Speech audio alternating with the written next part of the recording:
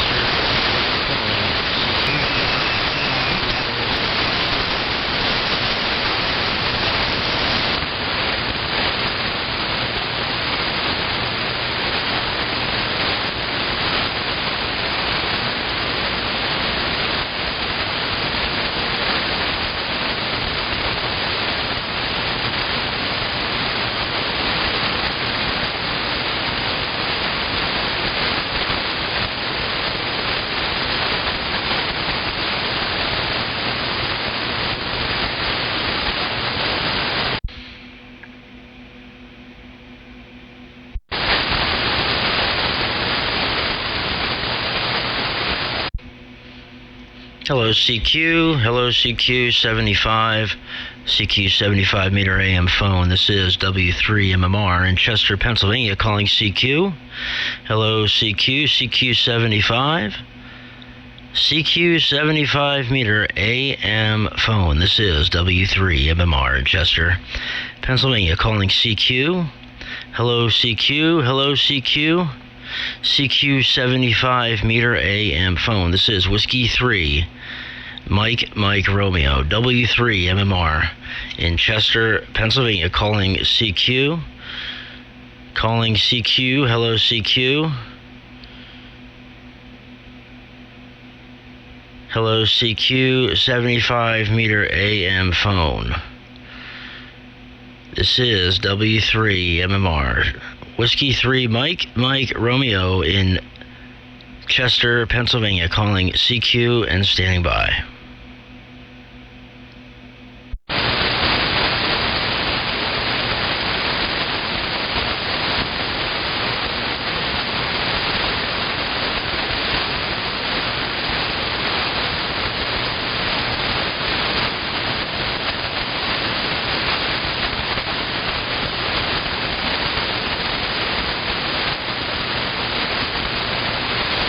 Hello CQ 75, CQ 75 meter AM phone. This is W3 MMR in Chester, Pennsylvania calling CQ.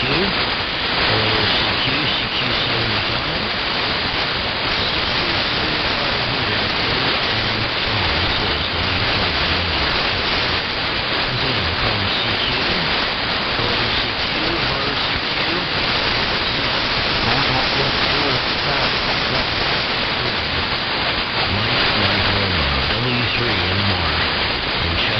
Pennsylvania calling CQ. Hello CQ. Hello CQ 75 meter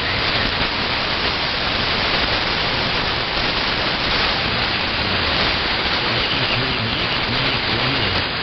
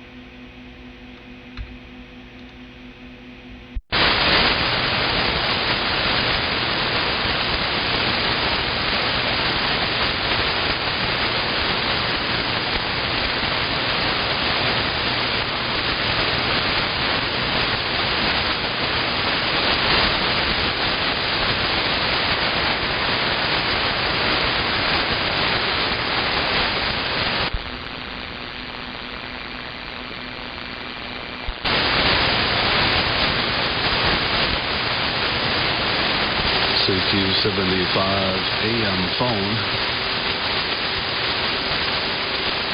And we're listening on 3885 AM radio.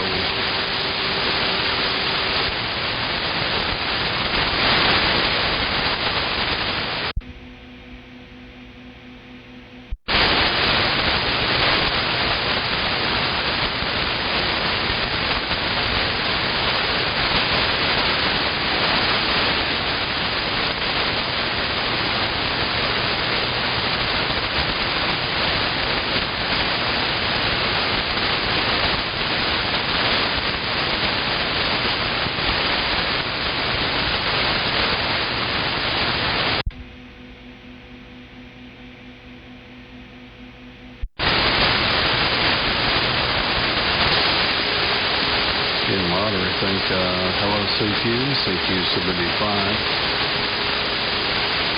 CQ75 AM phone, Kilo Alpha 20, November, India, Kilo Alpha 20, November, India.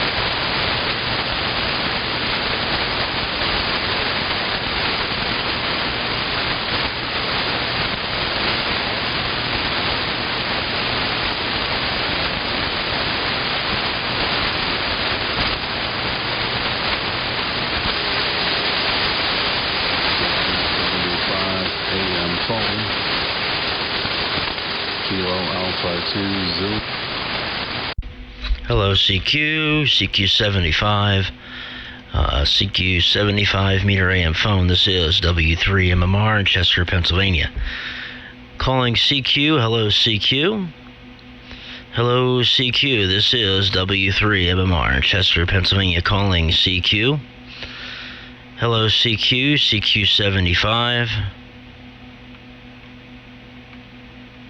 CQ75 meter AM phone. This is W3MMR in Chester, Pennsylvania. Calling CQ. Hello CQ. Hello CQ75. CQ75 meter AM phone. This is W3MMR in Chester, Pennsylvania. Calling CQ. CQ75, CQ75 meter AM phone. This is W3MMR in Chester, Pennsylvania. Whiskey 3, Mike Romeo in Chester, Pennsylvania. Calling CQ75 meter AM phone and standing by.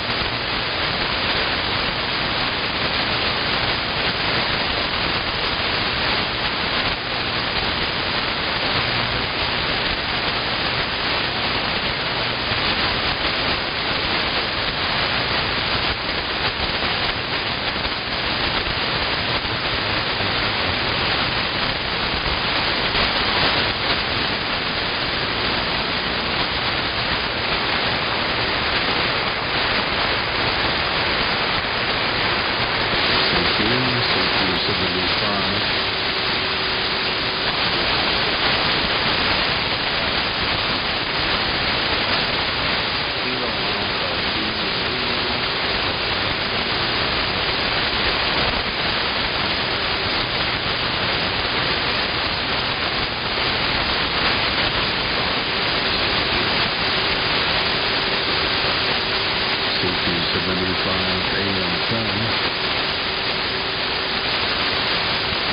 And we're listening on 3885 AM radio.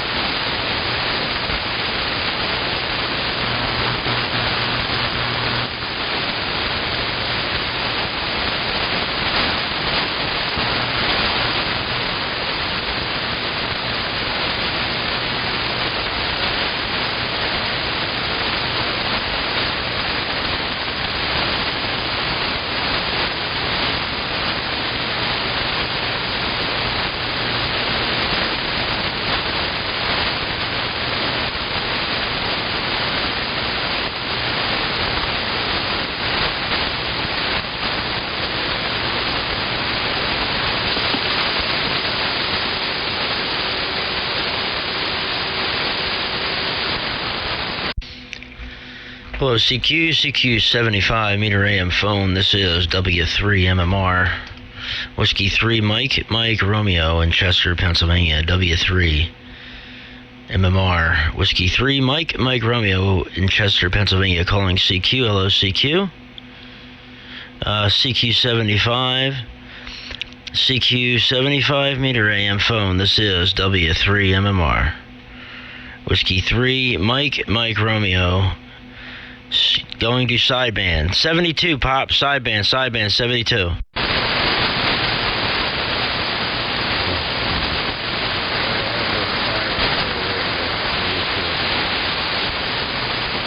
Oh, you're on the Yazoo. Uh-oh.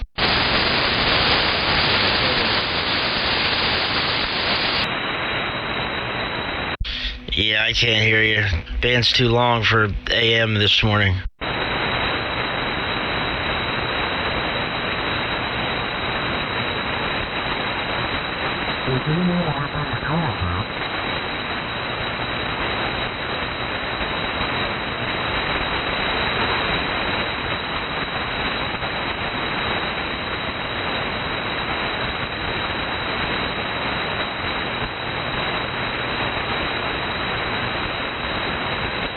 Now it's time to kick into the club.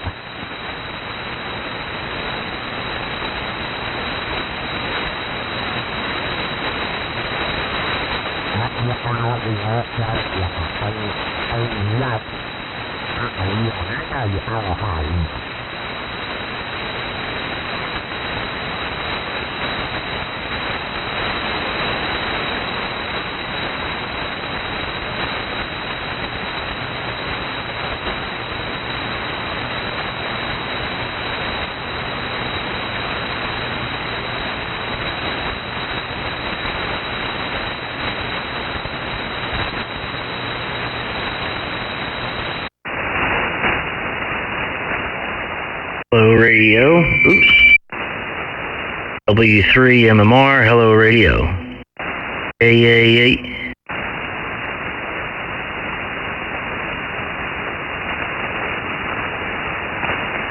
W3 MMR. Hello, test. 1, 2, 3, 4. W3 MMR. W3 MMR. Chester, Pennsylvania. W3 MMR standing by.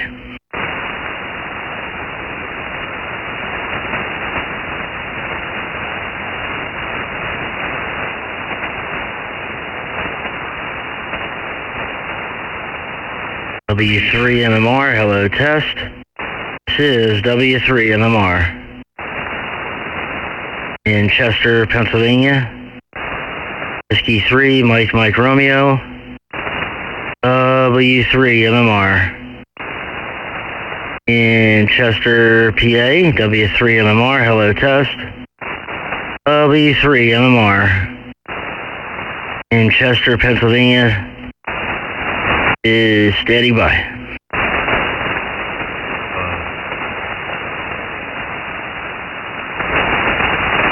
W2 SDR. Man, what a difference. Yeah, that's for sure. That's right, night and day. What's going on? You got a bigger difference if you switch to FM. Yeah. I don't know. I haven't had this coffee yet.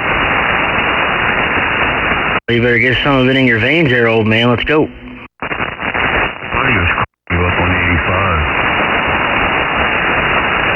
Yeah, that's Z&I, yeah. I don't know. I'm not, he's all, I'll just let him keep calling CQ. Call him WMMR. Yeah, I'm sure he is.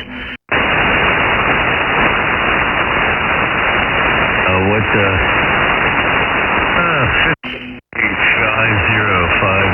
degree. Did you try tuning the amplifier up that way?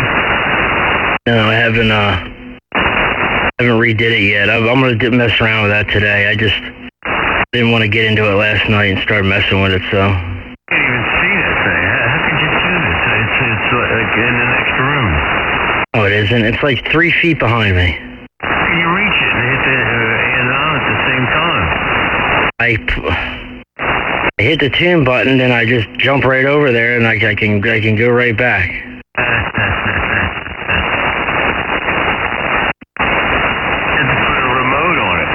Yeah, I know. Drag your foot switch over there and press it down. Yeah, I guess I could do that too, I guess, huh? Being that you're driving down the ghetto road. Listen to you.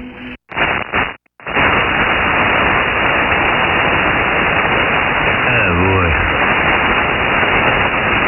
Yeah, so anyway, I don't even know what the temperature is here. My outdoor temperature thing isn't working. I think the batteries are dead in the sensor outside. I think they last about a year. Mine go bad. One time it's outside, next time it's the inside. I do them both at once. Yeah, it's been intermittent. Some days it's been working, and other days it hasn't. And then today's one of the days it isn't. So I may as well change the batteries today.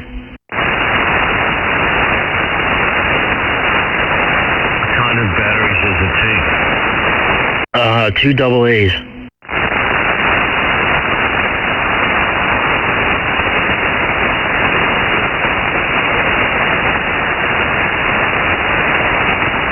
want up early today for your day off? Yeah, I'm looking forward to this day off, I'll tell you. It's been, could really use a day off, that's for sure. Oh, I bought a, you gotta go shake your head why, but I bought one of them, them little station monitors and little Heath kit scopes that you have, the HO10. I got one off eBay last night for $35. I thought I heard you talking about an HO10. Why do you want that? For the other station, for the DX100, and so I can have, just to add it to that station, so I don't have to stare across the room at the scope, on the other side of the room. I have one of them somewhere. Yeah, I burn it up. Did I get it working again? Yeah, you did. I think you did. I think you said you did. I don't know, I don't remember how it burned up, but I'm burn up in it. Oh, I think one of the pots burned out. I think I changed the pot. Oh, okay, yeah, you've been, doing pot, man, I'm telling you.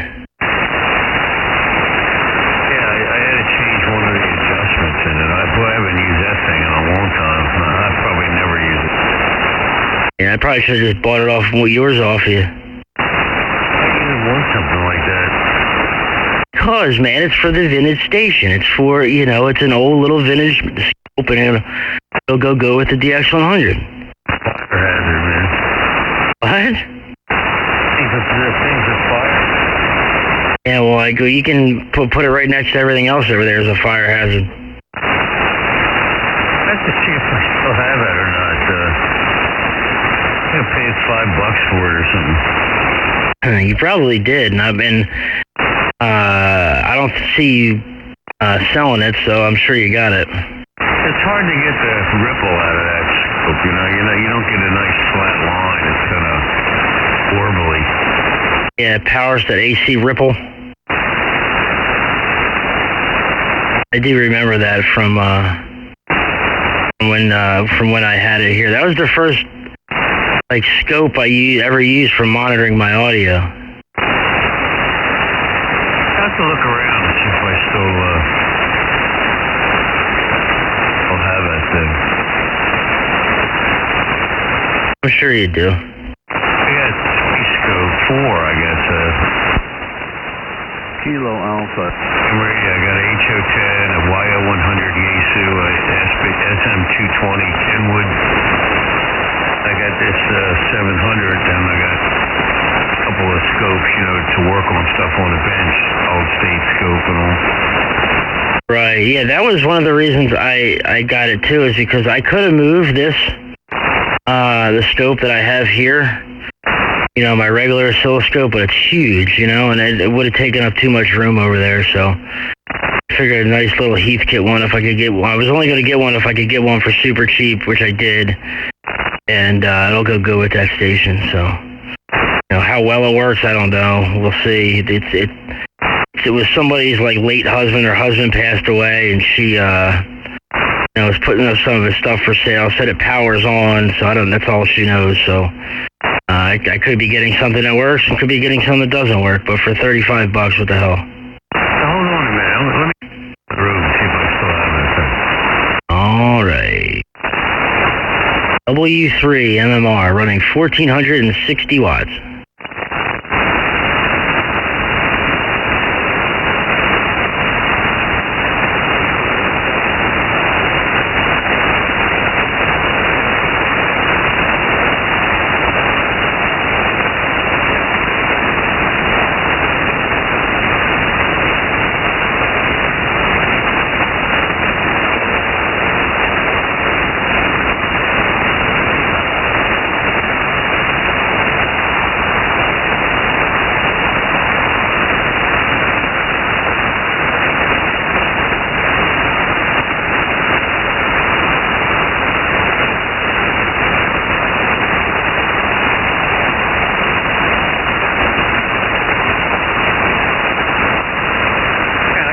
I just turned it on, see if it lights up.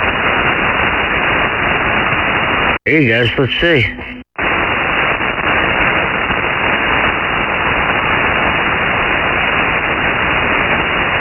don't see anything yet. Yeah, here it is.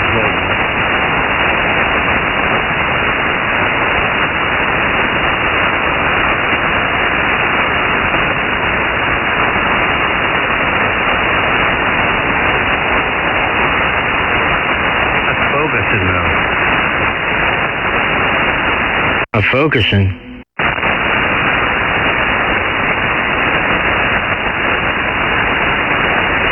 Oh, it's working good. Nice and bright.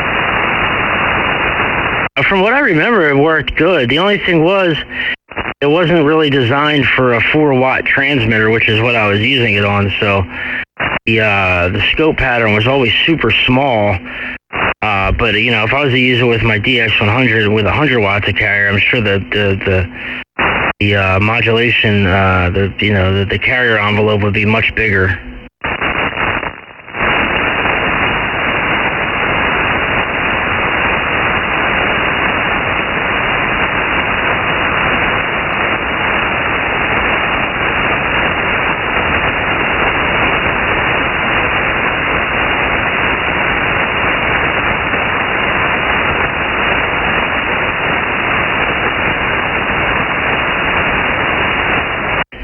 This amplifier is running good. about 18 mils of grid current. At legal limit here, so on sideband. It's like you said, it's a little bit higher on here on sideband than it is on AM. Plus, I don't run 1400 watts peak on AM anyway, so that probably has something to do with it as well. W3 MMR for identification. How much you driving it with? About 98 watts.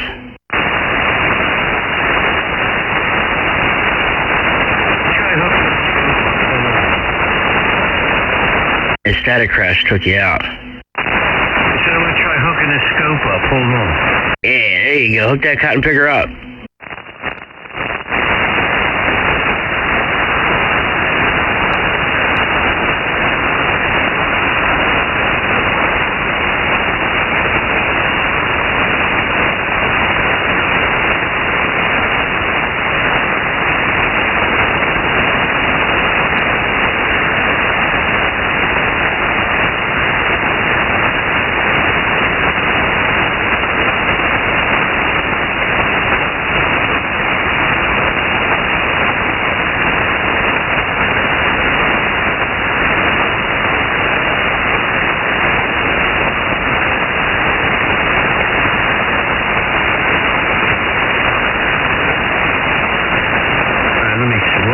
Hold on.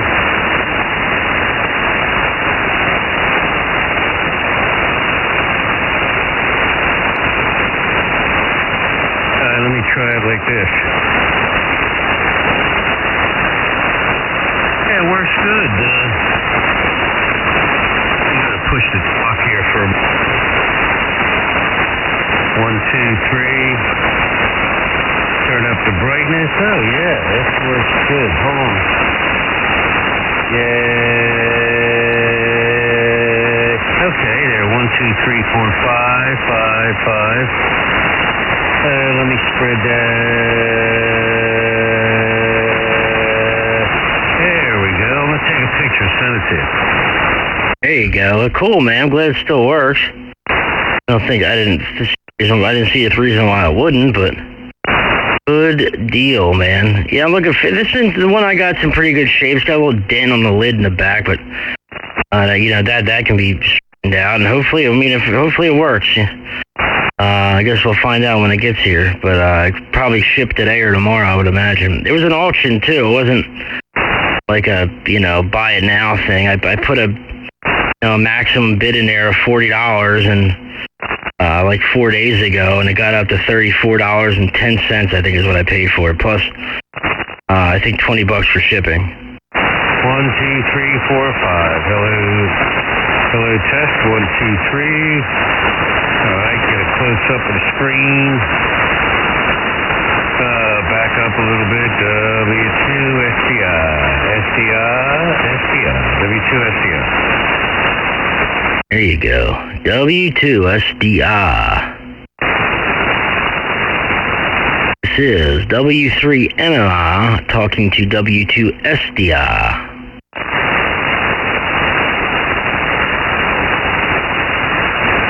Works good. I remember fixing it when I got it back. It's not like anything broken. And it works good. I'm watching it. And I got to sit it on top of the laptop computer here. And what, are you just coming out of the ANAN and right into that, or? I'm coming out of the amplifier into it. I'm running the amp through it. You can really run that much power through that thing? I don't even have the sensitivity turned all the way down. I can trapezoid with this. Trapezoid setting with this. It's got 2 couplers in it. I saw it's got the RCA jacks on the back. I just didn't know if you needed an extra coupler. Oh, it's got 2 of them built in. You use the RCA jacks for the SO239s for the amplifier, and you can measure trapezoid. Ah, okay, that's pretty cool. Well, yeah, I didn't know that thing could take that much juice, man. I thought it was just, like 100 watts max type thing. Oh, no, it takes anything you could throw at it. Nice and sharp. picture, and yeah, it's more than good enough for boat anchor. Let me check out this video. Hold on.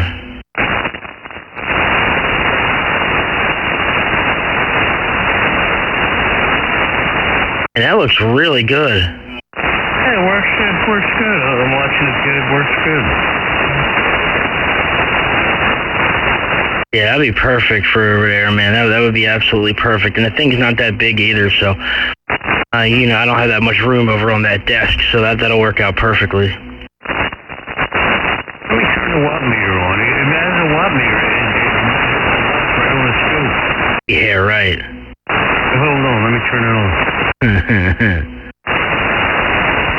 That other scope, that solid state scope, has got a frequency counter and everything built in it. I have. What, the digital one you got, that new one? Yeah, that's got a frequency counter and everything. That's a great scope. I used to use it when we used to talk on CB a lot. Yeah, and those things are, that thing's small too. It's like really thin. I was never, wasn't a fan of those scopes until, the digital type scopes and looking at a modulation, carrier envelope on there, until I got this LP500, and then I kind of got used to it,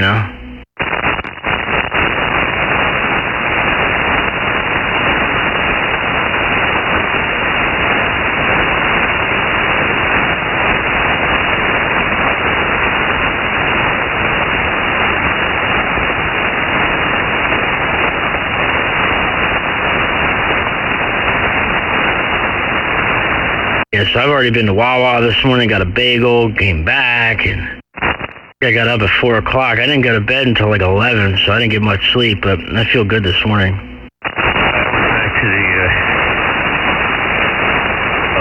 LP700.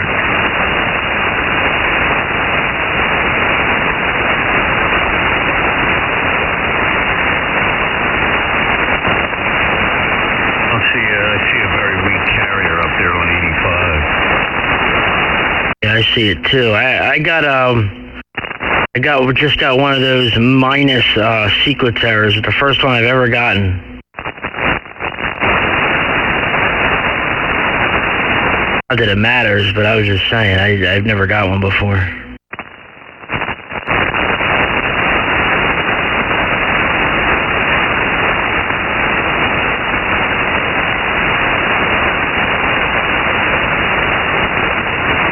I'll be right back. Give me 2 seconds. I gotta go run the other room real quick. I'll be right back. Let me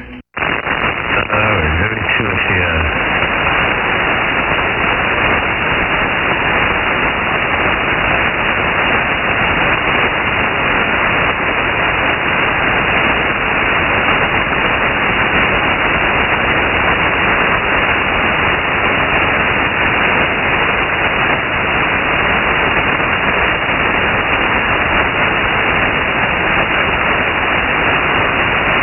To SDR.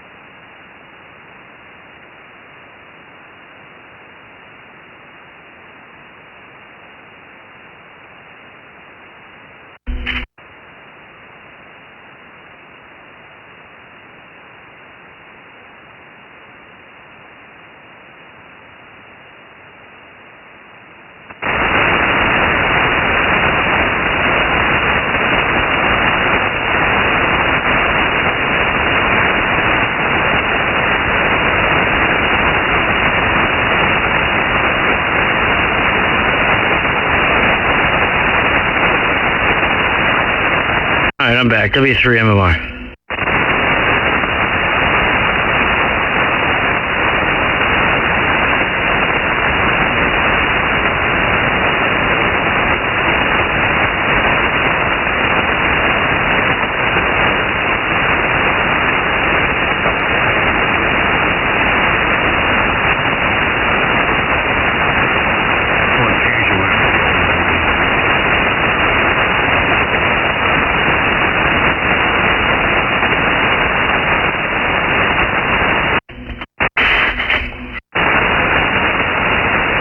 What, you back? You there, Pop? I said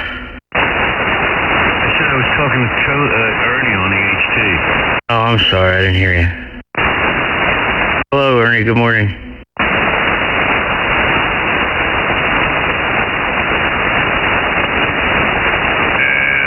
Elliot, 2FMU.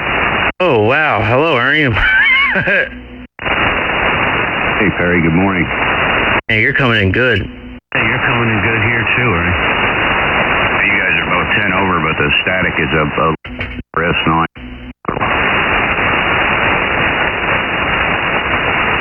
Yeah, the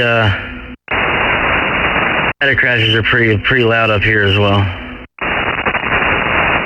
Perry and I are back together. I just increased the power a little bit more. And what about a kilowatt now? I'm running Eagle limit almost.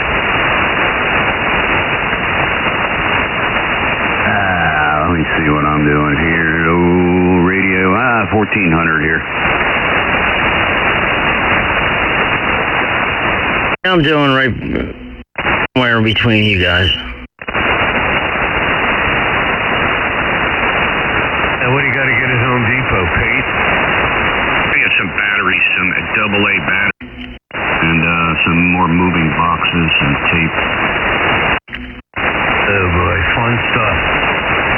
Yeah, you got to do what you got to do, right? Moving is the worst. I don't know if it's the worst, but it's pretty bad. I only want to think about when I'm going to move out of here, which I'm hoping to do within the next 6 months, but it's not going to be fun. Double.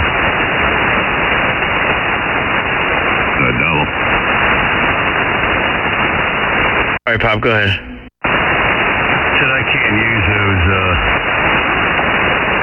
Duracell batteries. I get them Energizers. I guess I got a big box of them from Amazon a couple of months ago. Don't they call those door leaks? Yeah, they leak all the time, man. I've had it with those things. They've ruined more stuff over here.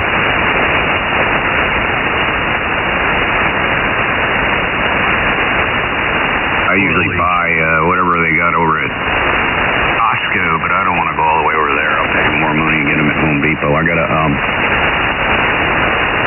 digging up the septic tank up there in the mountains, and I got to figure out what it is. I got a game camera up there, but the batteries are going bad. It takes AA's.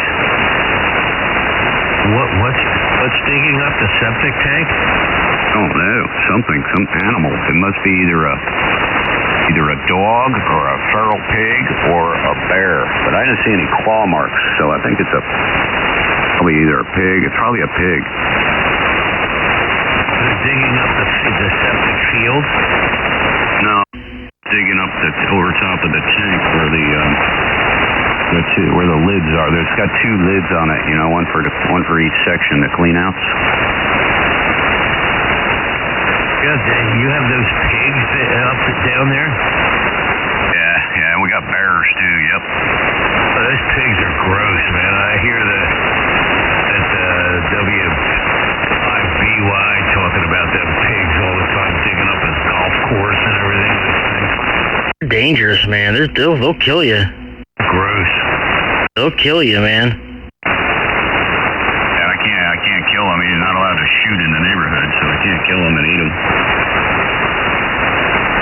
Well, I guess you'd shoot him and be like, it was in self-defense. That I could probably get away with, but I want to get a picture of it first, figure out what it is, I don't know what you're going to run into when you move, That's why I'm afraid to move. I mean, I'll give it a pig, I move someplace and I got pigs now to deal with. Unless you're moving down south, I don't think there's too many feral pigs in South Jersey. Yeah, look at move. Get a pig digging up my yard there. Anyway, that's well, if you can't shoot them, what can you do? Like now, you're going to have your whole place being dug up all the time. Well, hopefully you'll find it. Then what do you do when you find out what it is? Yeah, I don't really know. It's a good question. Call. They got some kind of animal person that comes out. Well, the DNR, I guess, but they're not gonna tell me anything. Yeah, they're gonna probably be like, "Why are you calling us? Why didn't you just shoot it?" You know how it is in Salem County, Perry. You're not supposed to shoot anything, but people shoot guns all the time. Yeah, tell me about it. Yeah, and New Jersey, Ernie, I'm sure you know, I know you know, is one of the hardest states to get a gun, be able to buy a gun in, to get a purchaser's permit. And I know a lot of people that have guns that, they buy secondhand from so-and-so and, rifles and pistols and stuff like that. And they do a lot of shooting out there. But obviously it's really rural. And I'm guessing, but judging by the pictures I saw of your new home, it looks like it's pretty rural. It's rural. It's out in the mountains, but there's a homeowners association, and they got a rule against shooting in the neighborhood. So here you go. Yeah, but So what? It's on this one. Oh, it's in like a development, Ernie, like in the middle of nowhere. Yeah, that's all you can get down here. It's really hard to find a piece of property that's not part of a development.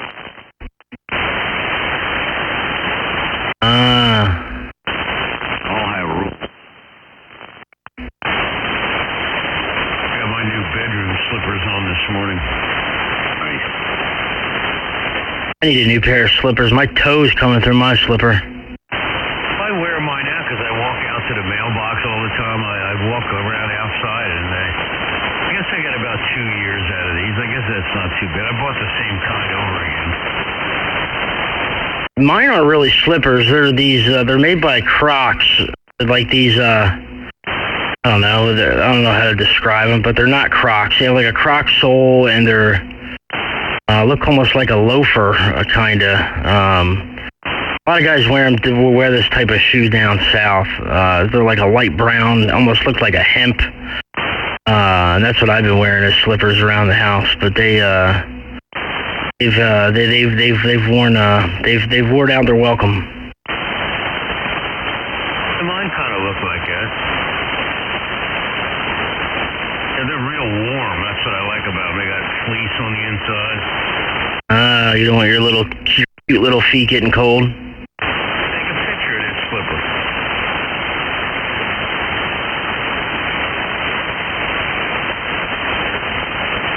They're hell of a slippers. I just took a picture of wherever you're taking pictures of our feet.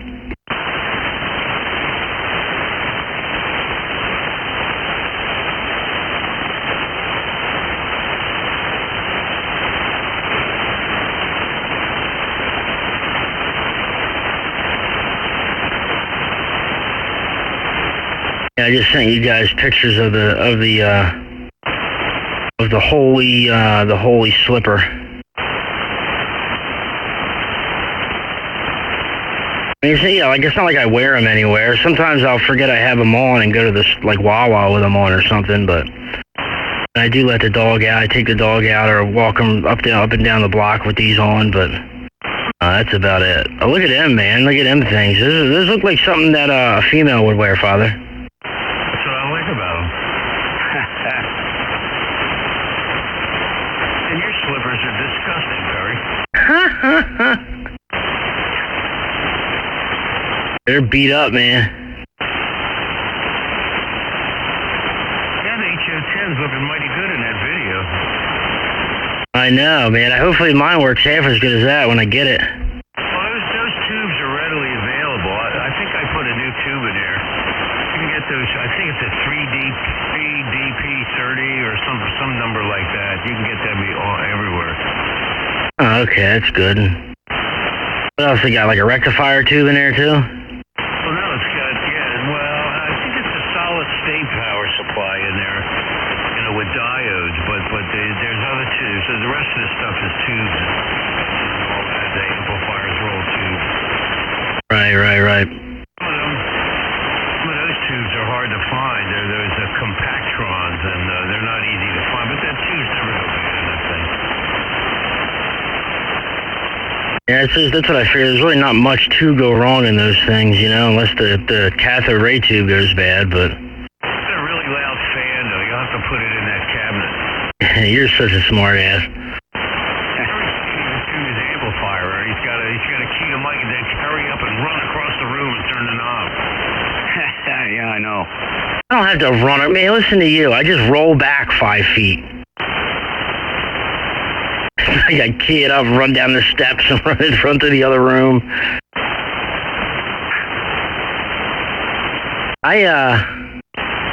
Mike, K3FEF, he's got, his broadcast transmitter. It's out in his garage. He has like a key, it's like a key fob for a car that he uses to key the radio or to key the exciter when he's out in the garage to tune the thing up. Yeah, I know. He told me about that one time. There you go. Must have got a Subaru on the fob. Yeah, it's a repurposed Subaru key fob.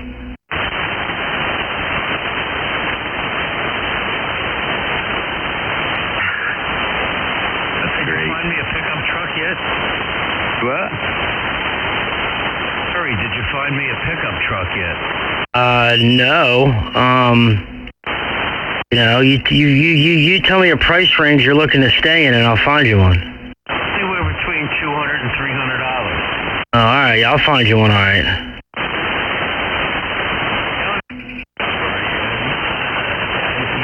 Along with my car, sell my car, but I want to get a truck. Yeah, you were saying.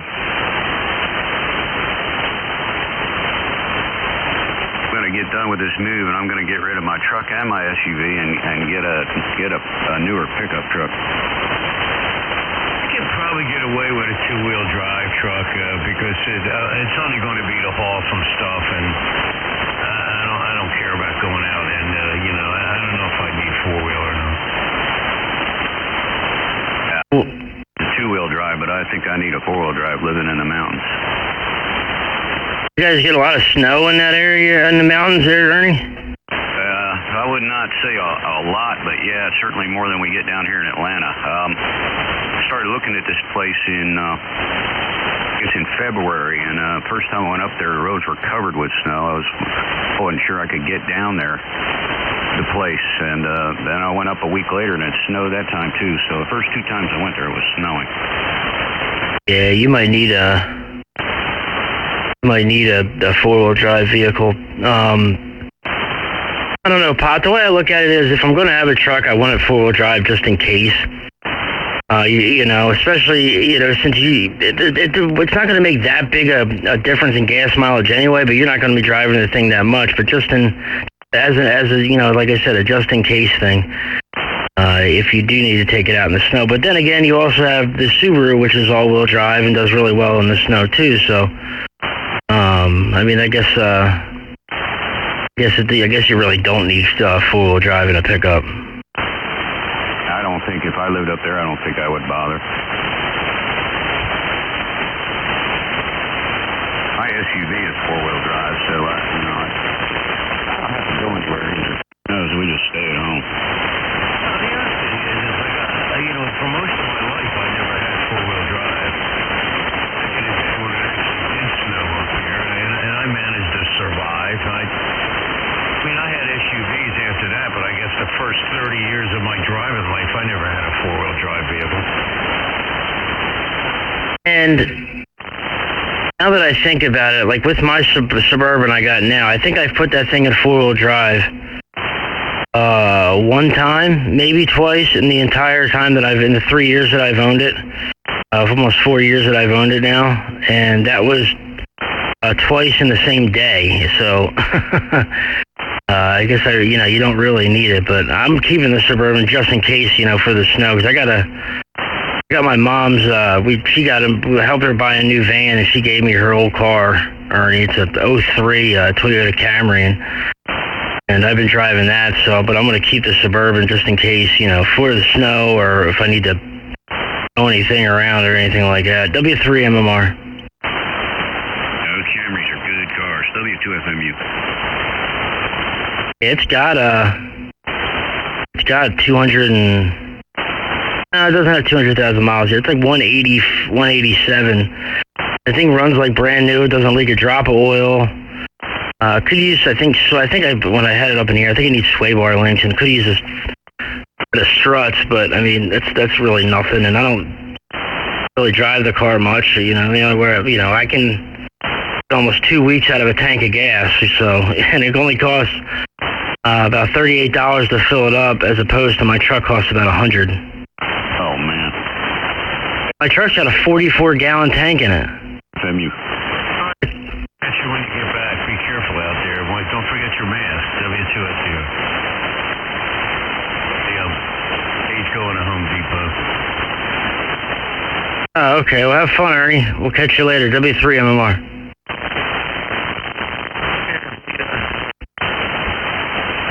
What'd you say? Maybe I'll even go. All I really need, I don't need a truck. I'm not a big truck fan, but I'd like to get something that at least had a trailer hitch on it.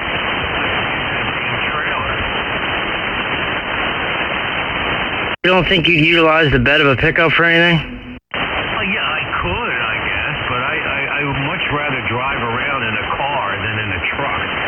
The car is so much fun to drive and so nice to drive. I can't see myself driving around in a truck.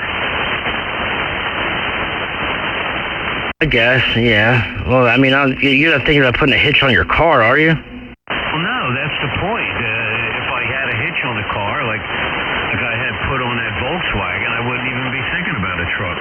No, I don't know, man. It'd be a lot cheaper than buying a whole other vehicle, that's for sure. I don't know. I don't think I've ever seen a Subaru WRX towing anything. When I bought my Chevelle, it had a trailer ball on the back of it. No, it didn't. Yes, it did. It had a trailer ball. Cars all the time to tow their boats and stuff when they were new. I don't remember that. That's pretty cool. Yeah, it had one of them balls you mount to the bumper. It didn't even have a frame. Frame hitch mount. I'm trying to imagine how that thing would be attached to that bumper, because it doesn't have like how truck bumpers have that little flat area, like a step almost. Like, where the hell would that thing bolt to? I don't know. It bolted to the bumper. It's screwed onto the bumper. That's crazy, man. I can see you driving with a utility trailer in the back of the Chevelle with a lawnmower behind it. Well,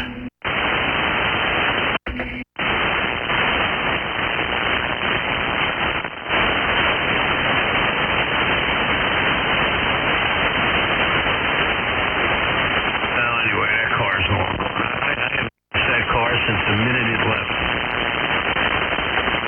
I bet. You hadn't even driven it that long, or that long, or that much when you did have it there towards the end. I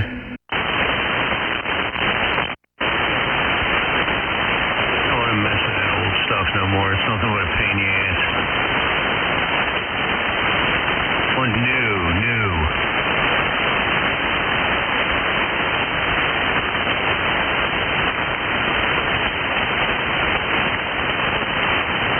New. Old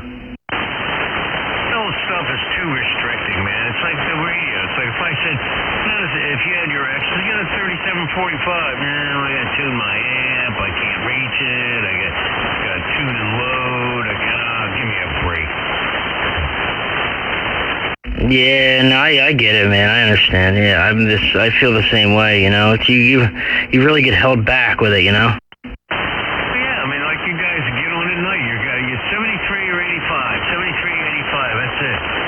Clark, let's go up to 20 meters. Yeah, see how far that goes. Yeah, it's like one crystal. Like everybody's a Brian. Yeah, I get it. A lot of people, like what they like, and they don't want to move. No, it's not. I mean, it's just a niche, and people are in a niche, and that's what they're into, and that's that. Some guys, you never hear them on in the morning. Never. Nah, you never do. I was asking I asked Clark about that. Like, why don't you ever get on in the mornings? He said because he's working. He listens in the morning. And like Blaine, one GTU listens in the morning. He said he listens to us in the morning a lot on AM. And so does Brian, KB3WFV, but they don't get in there. I guess they just listen on their way to, when they're getting ready for work. Clark will get in the morning because, he won't have a chance to talk enough.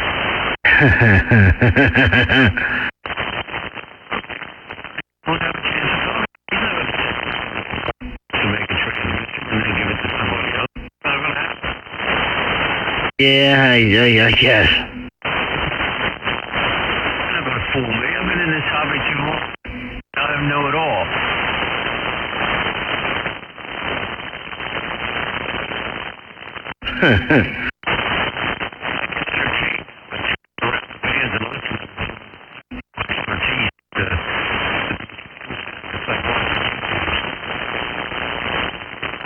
Yeah, well, look, hey, I'm going to go. I got to run down the hall. I'm going to take a break for a bit, run down the hall. But I guess you're probably going to go down to 45 or whatnot. Or I'll catch up with you in a little bit, I guess. Good talking to you this morning. I want to go down to 70. All right, well, have fun. Make sure you retune your amp. Are you going up to 85 when them guys start coming in for that? Yeah, I'll probably go up there, most likely. All right, I'll be listening around. All right, man, we'll catch you. W3MMR. It's SDR. Ah.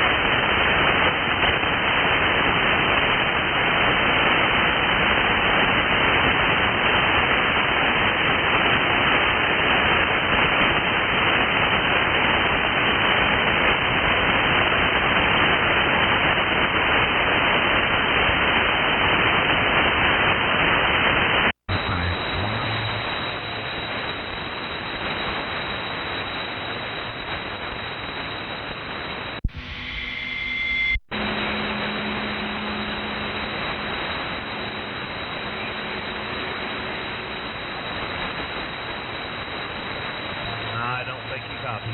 November 8 India Echo, Norway 8 India Echo. Good morning, but this is Kevin Ray.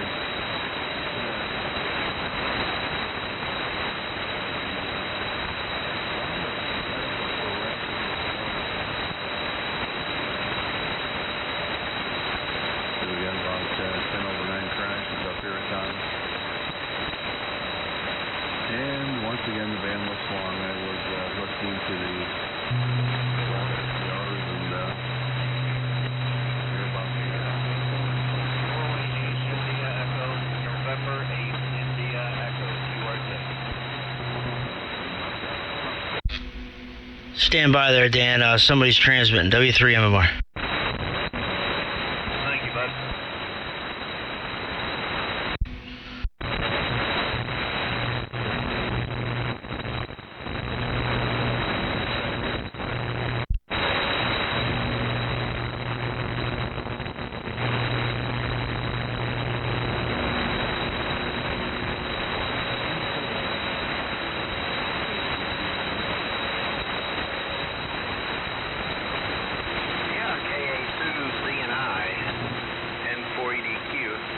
Okay, Kevin.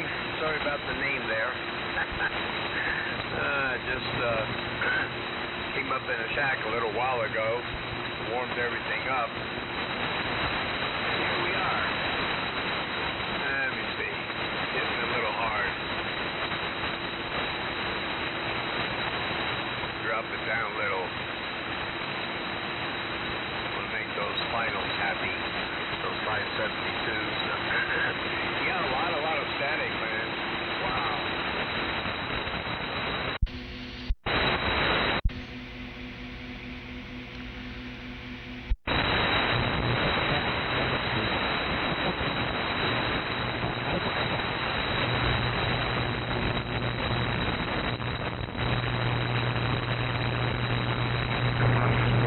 Tornadoes and everything else, you name it, we had it. Hoping it's going to be a good weekend. Got to, I've got an issue where the rain wiped out the back end of it last week and lost all the water.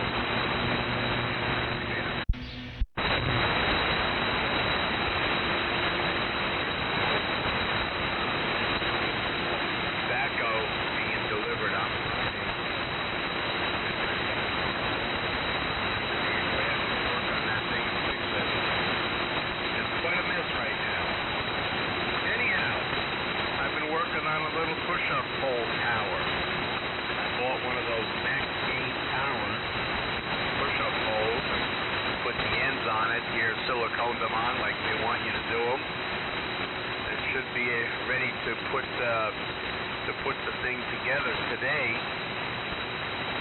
And I'm going to put up a VHF UHF antenna on that. It's a 50-footer, but I think I'm going to keep it down about 43. See how that works for me. Anyway, back she comes. You sounded good this morning. KA2Z and I. N4ED2. Back N4EDQ, not 2.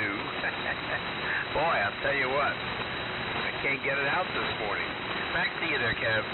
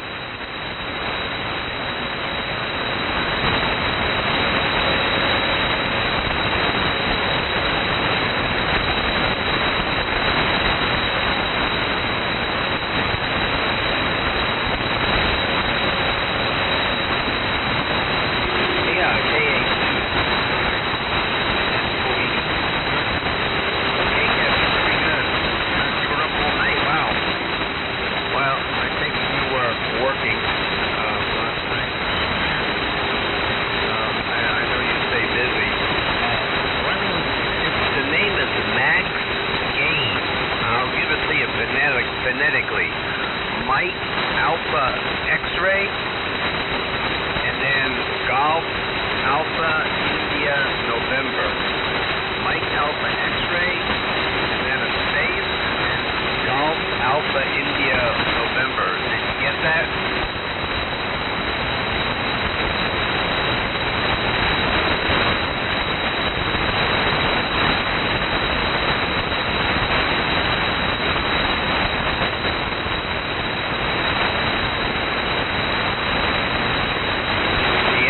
Boy, the static is something else, Kevin. It's unbelievable this morning.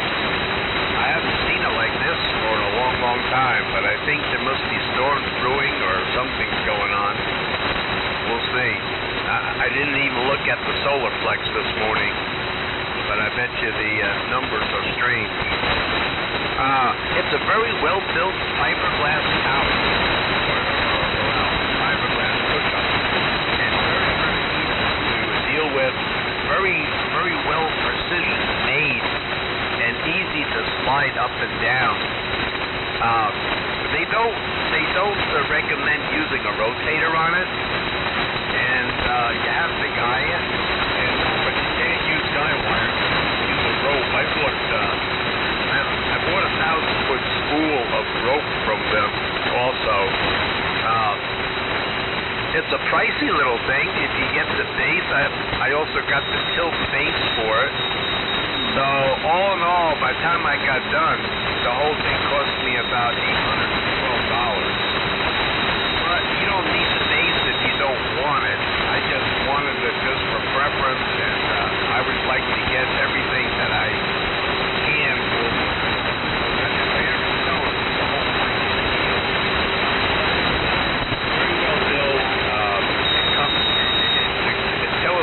down to about 7 feet and 7 foot and a few inches. The 50-footer does. They come in different lengths. But you know, down in Australia, I don't know why.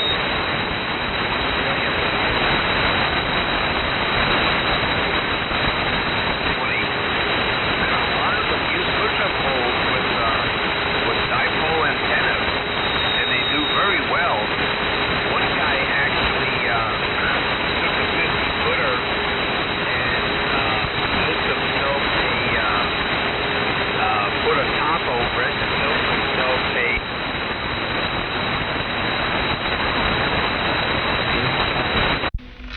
N8IE W3 MMR.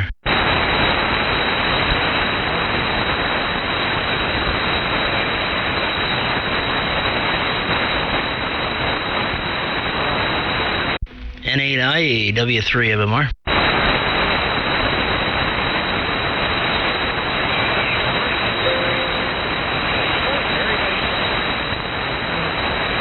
Hey, good morning, Dan. Yeah, I got you in there. The band's kind of jumping around a bit, but I hear you, no problem. So I see you got the amplifier fixed?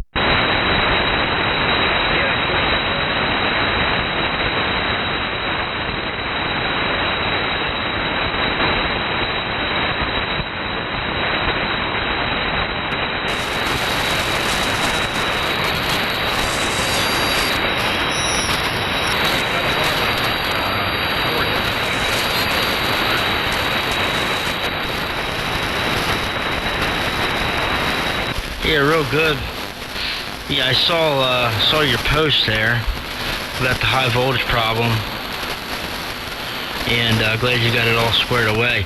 Now, you said something before. Now, that was an issue. I know you were having an issue before. Now, is that?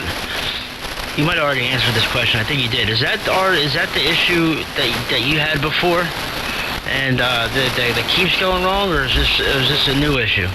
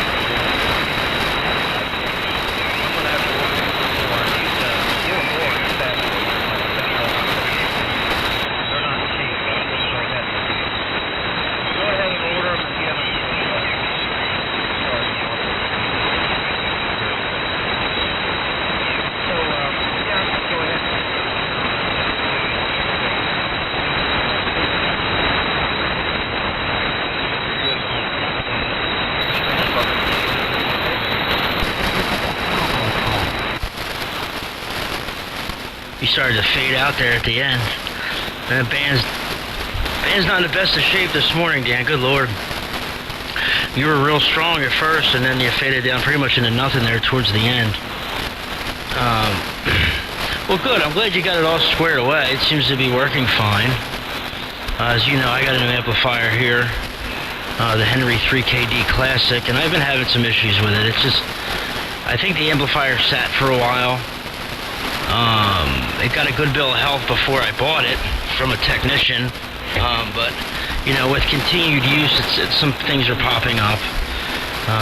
The cold solder joint and the cathode bias on the two wires going to a cathode bias resistor, and they came off of the resistor, so had the side of those back on, and found a few other cold solder joints in the metering circuit, and another resistor. I'm not sure whether exactly that resistor was for, to be honest with you, but I had a cold solder joint to ground on that big resistor, and I'm having some intermittent receive dropouts when I unkey, like some, you know, like a relay almost. But this thing has a vacuum relay in it, and so I don't think it's the relay. Well, there's two relays. The other relay, I'm not sure exactly what it's for. I think it's for the input side. But what I'm experiencing is I think I'm experiencing a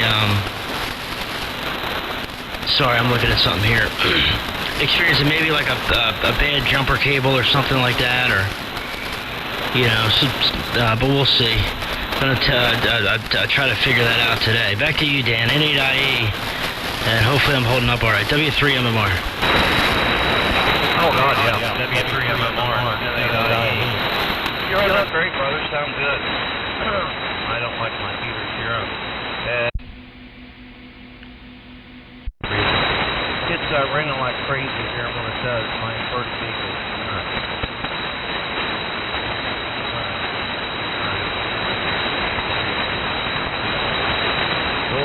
Well, I'm telling you what, man. I saw the pictures of your Henry, and good Lord, that thing looks nice. That is one killer piece of work. Look, you got it. You know, that's that thing. You get everything fixed and lined up, and whatever you got to do to it, grab that thing. I've never owned one, but everybody that I talked to just had.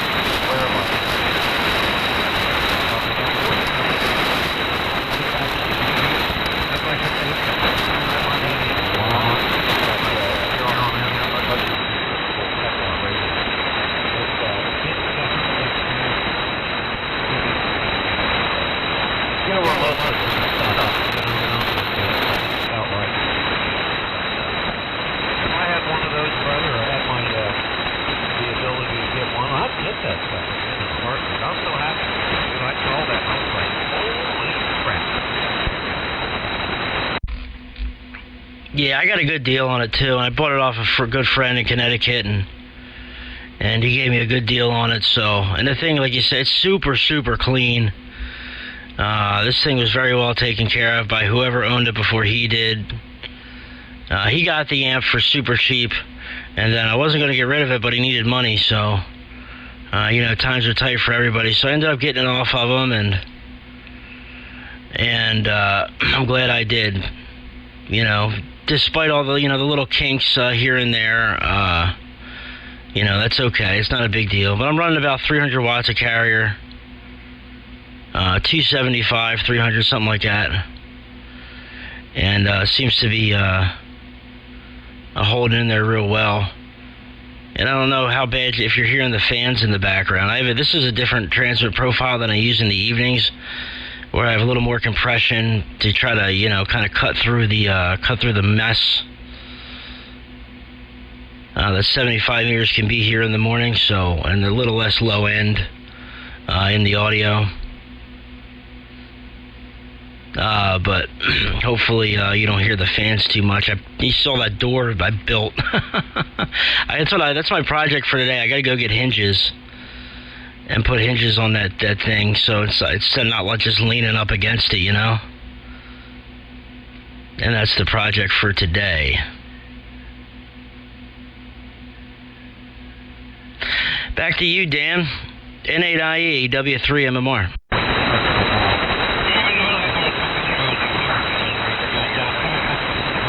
good. Then tomorrow. Yeah, I'm out of school, brother. Absolutely not out of school. You're not going to go eat.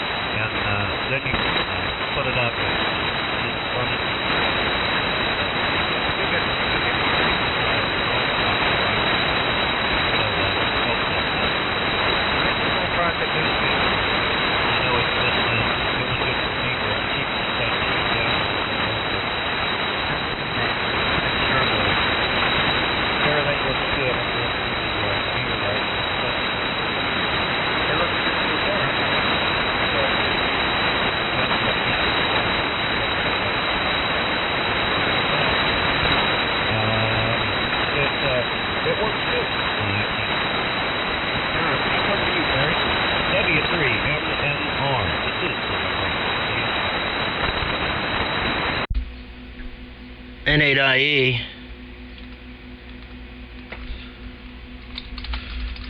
W3MMR. Real good, Dan. Well, thanks. I appreciate it. I really appreciate it. I'm happy with it. Like I said, I'm still working out some kinks with it. One thing I am noticing, if I'm keyed up for longer than about a minute and a half, the output starts to drop down slowly. The carrier level starts to slowly fall. I don't know what that is. Maybe a component heating up and changing its value. You know. So I'm not sure, and it's hard to tell, obviously, until you heat it up. So it's almost impossible to like test it. You kind of got to just go through and replace things. You know. So hopefully it's nothing too major. These tubes are super stout and super super durable, these tubes, and it came with a new tube. I was told it was a new tube. It looks new. It's got plenty of output, so I don't think it's a tube problem. I just think like I said, it could be a bad component in there starting to go bad and causing the output to fall, when keyed up for a little while there. So doesn't seem to be doing it at the moment, however, which is a good thing. But it was doing it earlier when we were talking.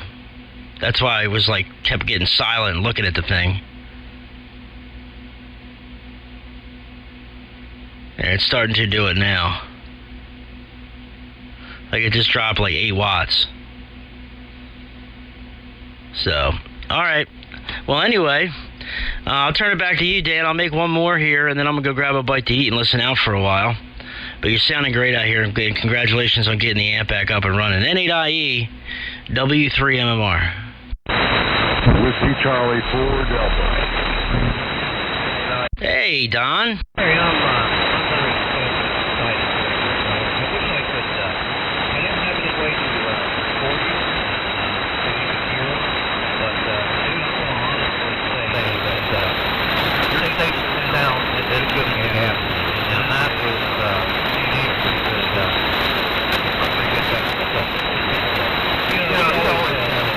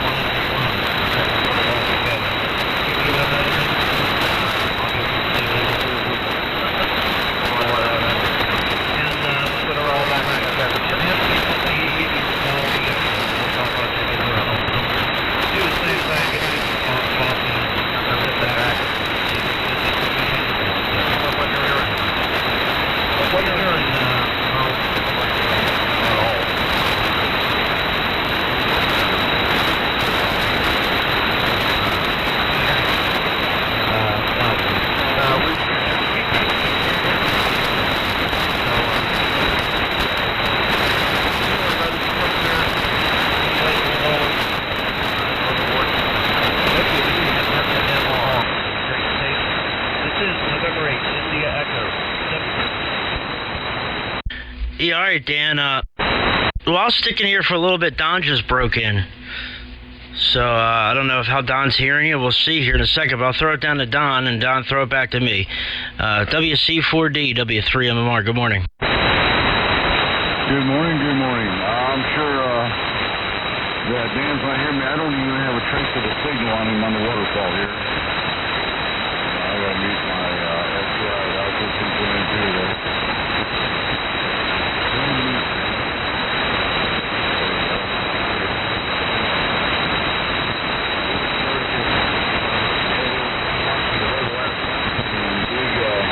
Big storms and tornado watches all over the place. Like you go to Arkansas and stuff last night. I don't know how much. I'm not sure if they didn't use it at all, but man, they were having them left and right.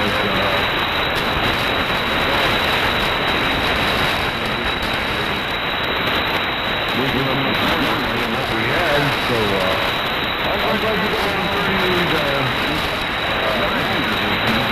because on 38 and 5, I would not have been able to hear nothing. I had that stupid noise. Whatever it is, gas man, you can get it, and I got another guy here in town who gets it. It moves up and down the frequency, and it wipes everything out. There's no getting around that. And there's one several problems just I went over. Very aggravating. Good morning, very good business. Man, it's been forever since I've been on the radio. And I didn't hear what your problem was that you were having there. I heard Dan telling you that your audio is just as good as gas, and I agree. It sounds really, really good. Just as good a sound station as anybody else out there. Watching the trees, man, we got some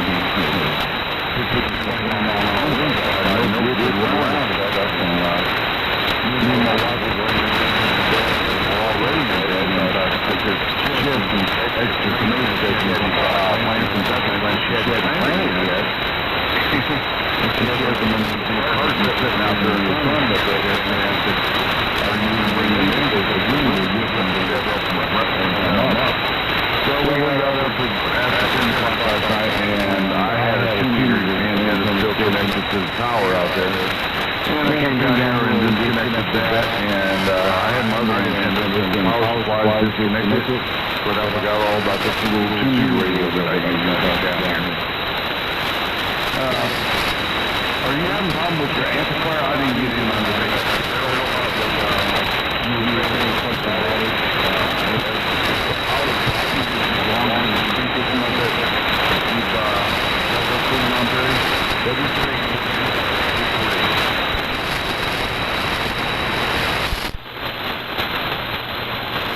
WC4D, W3 MMR. The band's starting to shorten up, Don. But if you're still hearing me, I heard most of that. It just started to fall off at the end. No, what's going on is everything is fixed on the amp, except every once in a while I get a low receive when I'm on key, and I got key and unkey real quick, and the receive comes back almost like a relay hanging up. Bad contact on a relay. But the other problem that I just started to notice was the output falls. When I've been keyed up for 2 minutes or so, and I guess the thing starts to heat up, the output starts to go down. Like something's changing value in there, you know what I mean? And I'm only running about 280 watts of carrier. Maybe that's more than what this thing can do on the amp. I don't know. All I know is that this thing is a legal limit amplifier, and I was doing a legal limit on sideband earlier this morning with my father about 5 o'clock with about 100 watts of drive. So this thing sings, it does what it's supposed to do, and like I said, doing 280 watts right now, peaking up around 1300, 1265, 1260 to 1265. So it's doing what it's supposed to, but like I said, the output starts to fall down a little bit. When I've been keyed up for about a minute and a half to 2 minutes. Like you should start doing it any second now, so I'm not real sure. But yeah, we came up to 3890 because Henry was down there, and I think he was talking to Kevin, Z, and I could not hear Kevin really at all. And I don't think Kevin would want to talk to me anyway, so I didn't end up breaking in. And I know Dan said he was trying to test his amplifier, so I came up here with him. Yeah, so like right now, the output dropped about 20 watts of carrier there, so something's going on, but maybe it's a component changing, so we'll see. Anyway, up to you, Dan, N8I8 in the group, W3 MMR. We'll see if Don can hear you this time. I think he got out of there, Don. You still there, Don?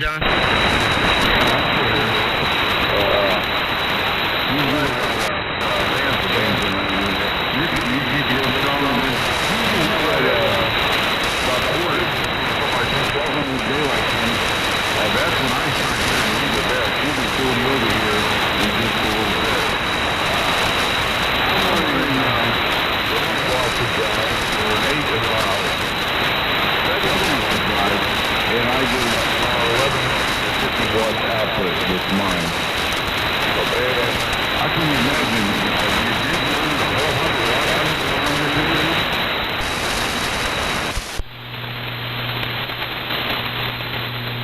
I didn't make out what that question was, Don. It's getting rough here. What'd you say? Are you running 100 watts of drive? No. I'm running about 25 watts, 20 to 25. Well, let me see, hold on. I'm running 20 watts of drive at the moment. 20 watts of carrier into the amplifier. Okay. I can tell by the WCR, I'm not hearing myself either. No, because I only run 7 watts of drive. You're running 7 watts of drive? Yes, 7 watts. To get what carrier out of your amplifier? What amplifier are you running? AL1500. And what's your carrier level out of the amplifier? 368 watts. Yeah, those are low drive amps, and I know like with those 1500s, you don't need much to drive them. 20 watts gives me about 300 watts of carrier-ish, give or take. Little more, a little less. I know Kevin's AL1200 with the A7 in it. He said about 25 watts of drive gives him about 350 to 375 watts. So we're all right around kind of the same ballpark, you know. I'm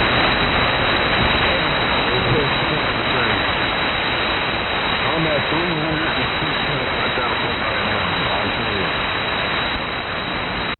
Okay, I got you. Well, look, Don, I'm gonna say 7.3. I'm starting to lose you. I can't barely hear you anymore there, and I see I'm coming in really strong on the K3FEF, the K3FEF Web SDR. So I know that the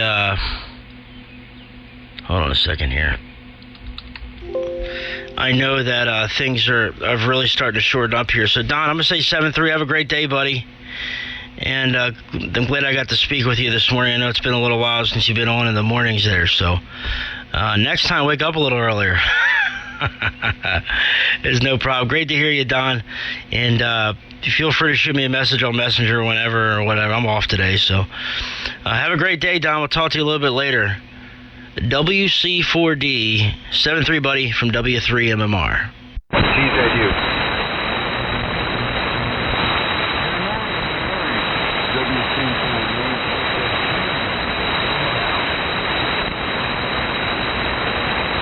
Who is that? Who was that breaking in there at the end? November 1, Tango Zulu uniform. Good morning, Terry.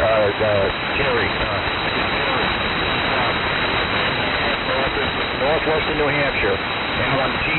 N1TZU. Hey, good morning to you. What's going on, man? It sounded good coming out of New Hampshire. Now the band's a little bit shorter here, so I got a little better copy on than I have here in the morning. How's things going up in New Hampshire? I hope everything's going well. Yeah. Oh yeah. I didn't want to interrupt the other station there.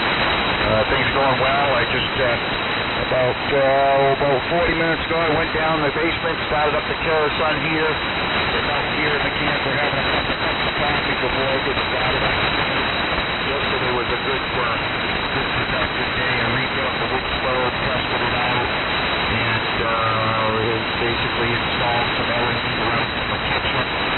Took out the old halogens and put in some LED lights. And there's a couple other projects I worked on.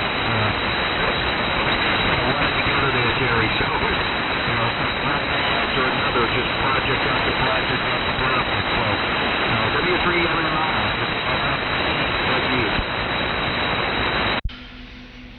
N1TZU, W3MMR. Real good. Well, I guess it's still a little chilly up that way. Well, I don't know how cold it is outside here at the moment because I got to put batteries in the outside, sensor for my weather station here. So, but I know it's 58 degrees. I have the window open right next to, right behind the little weather station here, and that's got the pickup for the inside temperature right in the thing. So it's I would imagine it's, probably low 50s, high 40s outside. It's supposed to be a fairly nice day today. It was fairly nice yesterday. It was actually beautiful yesterday. But you're way up a heck of a lot further north than I am here, so I'm sure things are still a little bit cold up that way. I know some guys in New York were still getting some snow yesterday, and the day before there in central New York. So you guys are still getting some winter action up that way. And we had zero, and I mean zero, winter here this year. No snow. It's the first year in my 32 years of existence that we've had no snow. So things are definitely changing there in the climate here. Why, I don't know. I'm not a climate expert. So kind of is what it is. Anyway, back up to you, Bob. I'll listen here for one more, and I'm gonna go grab some breakfast. N1TZU, W3MMR. Okay, very good, Jerry. Yeah, weather patterns changing. There's actually a book that talks about that. but I won't stress any more than what I just said. So, anyways, yeah, it's 32 degrees up here showing. A little crash last night, not bad. I'm managing here in the camper. I mean, I've got propane. The heater's working fine. The only thing I have because my water line froze. Got the tank underneath the camper. Because I can't run a hose to it either. Because that froze. So what I did was I devised a way to bring a couple of into the camper and actually got a hose coming through the cabin into those, so I just have to fill those so I'm running water and all that. And I put antifreeze in the black water tank and antifreeze in the gray water tank so it doesn't freeze up the drainage valve, that kind of thing. There's 67 degrees in the camper, so plenty comfortable. My PJs, I guess you call it, getting ready to get dressed and get some projects done today. So tomorrow will be 2 weeks up in here. Been enjoying it. A little different being after all the years that I've been married. Being separated from my wife, it's a little bit of adjustment to do. That's for sure. So after. You see, we've been together since 1995, and we've never been apart this long, so definitely different. But it's for a good outcome, eventually being able to come here and kind of do some homesteading stuff and all that kind of thing. So, anyways, I won't hold you. Go enjoy your breakfast, and it's supposed to be another beautiful day here today. It was a really nice day here yesterday. My wife was telling me that she got a little bit of snow over there in Brunswick, Maine there yesterday, but it didn't last long. So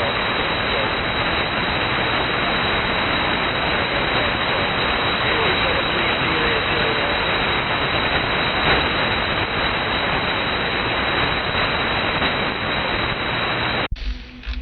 N1TZU, W3MMR. All right, Bob, well, real good. Thanks for jumping in there and saying good morning here this morning. And glad I was able to do the same here back. And before I walked away there, so you caught me right at a good time. All right, Bob, take care. God bless. Best of luck to everything. And yeah, like you said, I'm sure being separated from the wife is a little bit difficult and a little bit strange, but like you said, it's for a good cause there. So things will be back to normal in no time for you guys. And I'm sure she feels the same way, so she's probably thinking of you right now. Take care, bud. We'll talk to you later, and maybe talk to you again tomorrow morning. 7-3, Bob, N1TZU from W3MMR. We'll see you later.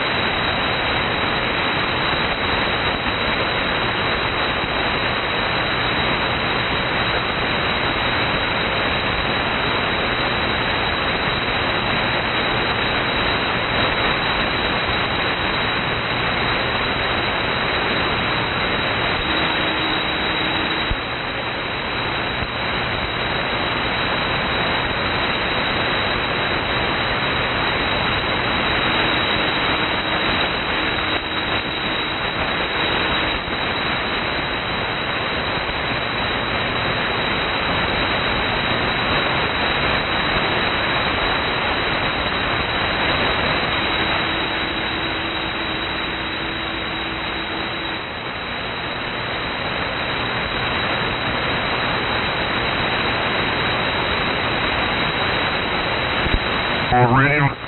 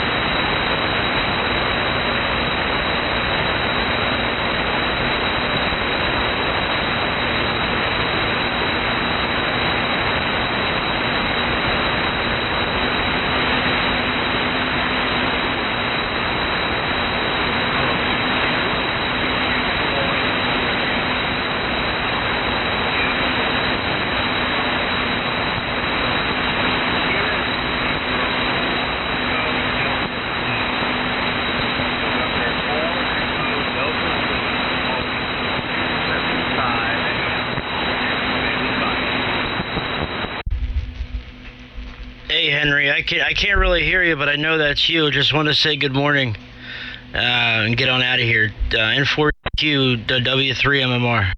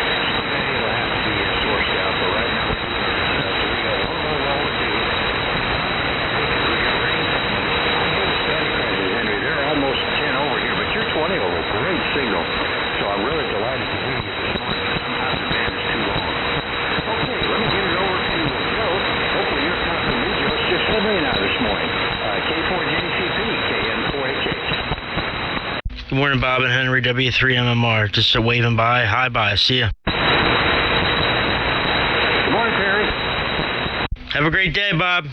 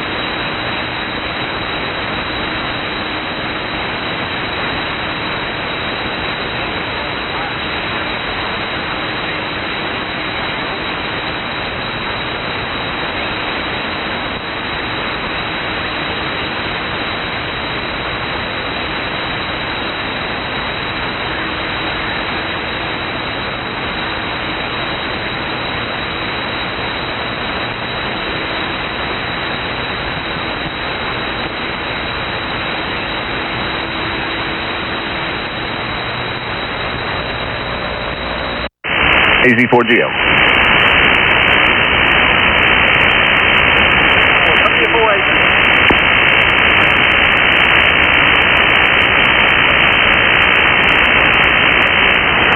My mother to the Ford County Health Department to get a TB test yesterday.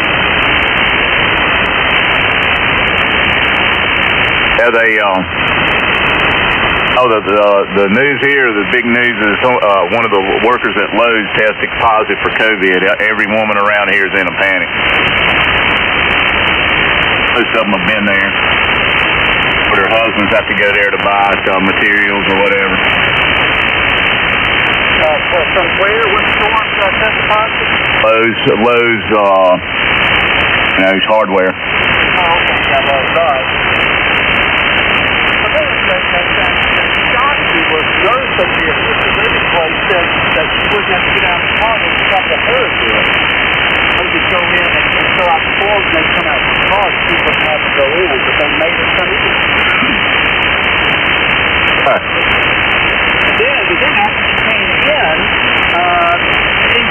no one's wearing a mask in here, and they act like there's nothing going on. There's no social distancing. I mean, there's nothing.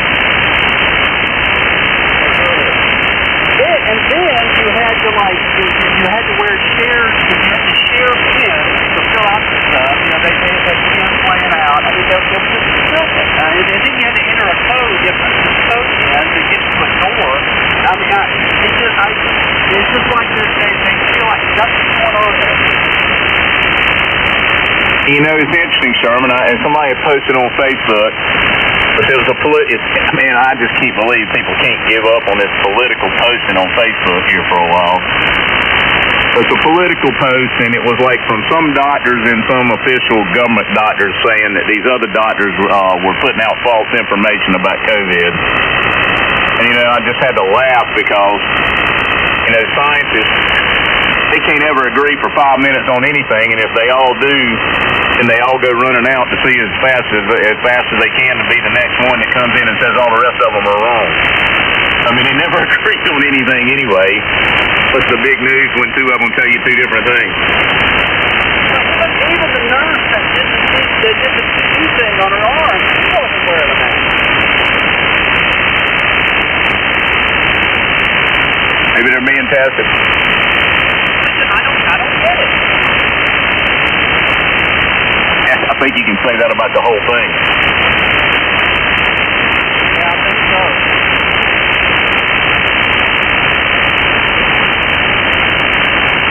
You got all these numbers of deaths. And I do know some people that have had it. But I still am unaware of anybody that knows anybody that has died from it. I know quite a few people. I know quite a few at-risk people, by the way. And some of my clients are real high risk. I mean, it just amazes me that the health department is acting like this. So Ernie, you're complaining about only half the people in the Home Depot. Well, nobody at the health department had anything on. That's unbelievable.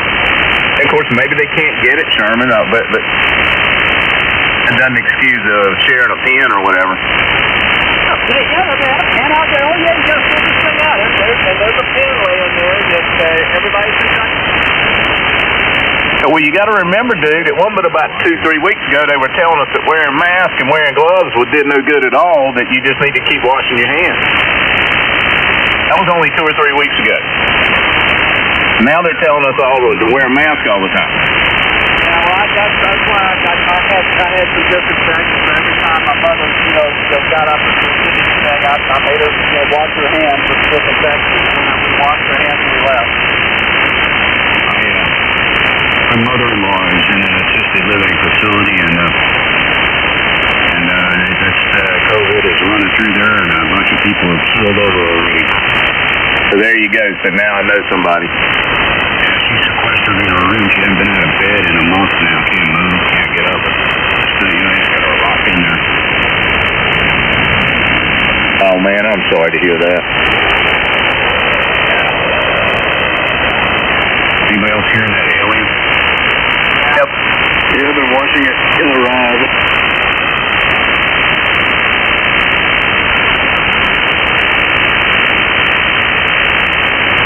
Wing controlled horizontal. Now adjust your TV set. Hey, Sherman. Hey. Do you think your mother has been exposed to TV?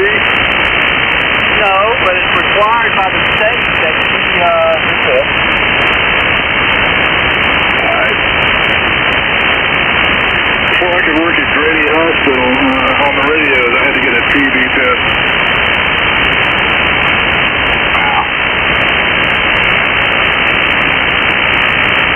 Because all these hoops you got to jump through to get into assisted living, and evidently it requires that you expose yourself to some of this new stuff now. So thank you, government, for helping us out.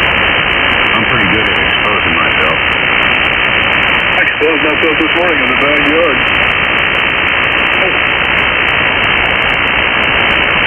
If you want to do that in my backyard, you might get run over by a pig.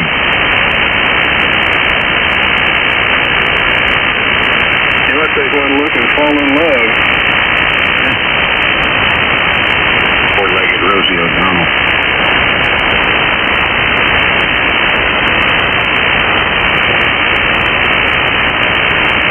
Well, I've been up since 4 o'clock. Yeah, me too. I woke up to pee, and out the window, I sleep with the window open here, but the weather's so nice, I can hear a siren going off way off in the distance somewhere because it's so quiet. I don't know what it is, and it goes whoop 3 times, and then wait 30 seconds, and it goes whoop 3 times more. There's some homeboys hoopy. When I was out following the track of one of those tornadoes the other day. I had nothing better to do, so I get up and put my clothes on, and I took a little ride. I was following one of the tracks of one of those tornadoes the other day. The general alarm went off in one of the little towns I was in. I was like, and I didn't have my radar on the truck, isn't working anymore. Yeah, that's annoying. Yeah, it is, man. It costs $12 a month to get it turned back on. Well, what'd you find, Jimmy? Nothing, of course. By the time I got to the south end of the park, it had quit. But I'd stop at a red light, turn the engine off. No traffic, nothing going on. Get out and listen, and I didn't hear it anymore. I've discovered that certain models of BMWs, you can trigger their alarm with RF. Hold on. W4WMT. Morning, Brian. Monkey Man Mountain. Good morning. Speaking of triggered, you gonna hear me through this racket? Yeah, you're booming here. You guys are eking through. Good morning. What time is it going to do this, Brian? Sometime between 11 this morning and 11 tonight. And narrows it down. Anyway, I get through with a little siren mission. Come on in the dark, I'm walking me through the backyard. And Zeke is sitting there looking up the tower. Thinking, why is my dog looking up the radio tower? So I look up the radio tower. He has trained a rat up the radio tower. How far up? About 1.5 seconds. He hasn't treated him, he's towered him. Yeah. So anyway, I took my hat off and waved it at the rat, and the rat jumped off the tower. He jumped off the tower in the dark, and Zeke was on him like a duck on a June bug. I was so proud. Supplement program.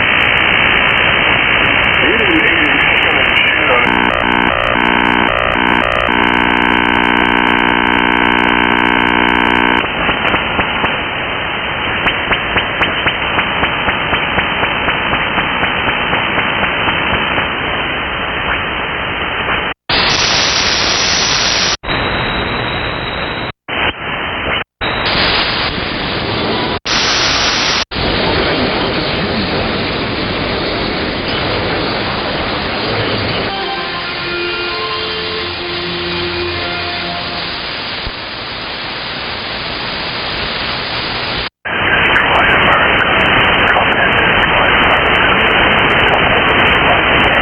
Well, at any rate, you know, that's a handy thing to be able to do, to get that stuff.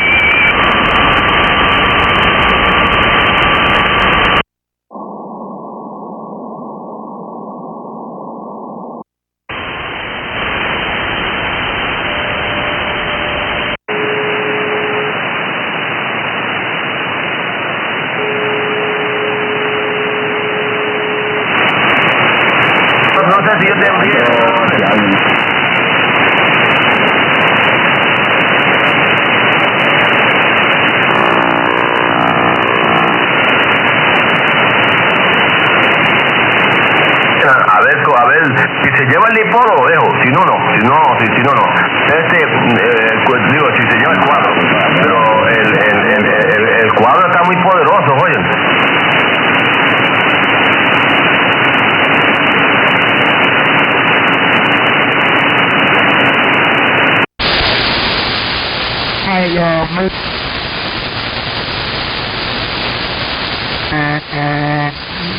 It's supposed to be halfway decent today.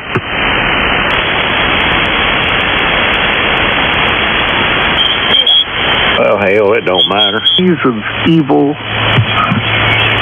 infects us, and one of the gifts is arrogance. With another success story, I hope. All right. With that, I'm going to pass this on down to Hector. W2 National Public Radio. Off to you. Hey, Gary, what time is the 1.94 rag chew? That's generally 4 o'clock, Richard. Okay, I know Gary asked about that. He's got NK1V. Not Gary, Steve. Go ahead, Hector. Okay. Thanks, Gary. Thanks, Rich. W2NPR here. Nothing further to add. Everybody have a great day. And be well, be safe, and we'll try and get in here on another morning and have a little bit of radio fun. So with that, over to Matt, N2RBP, 7-3 all from W2 Norway, Portugal Radio. Okay, 7-3. Have a good one. This night is going great.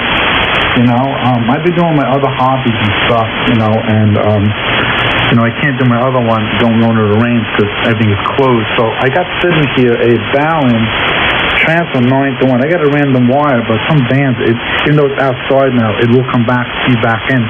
So a project I like to do this summer is I like to make an antenna with this. And maybe I'll do that as a summer project. To keep this going so we can get this net closed, I'm going to give it over to KB3MEC. Ed, take it, Ed. Good morning again. Okay, good morning to you. Good morning, everybody. Be careful out there. Be safe. I'm looking forward to talking to you guys tomorrow.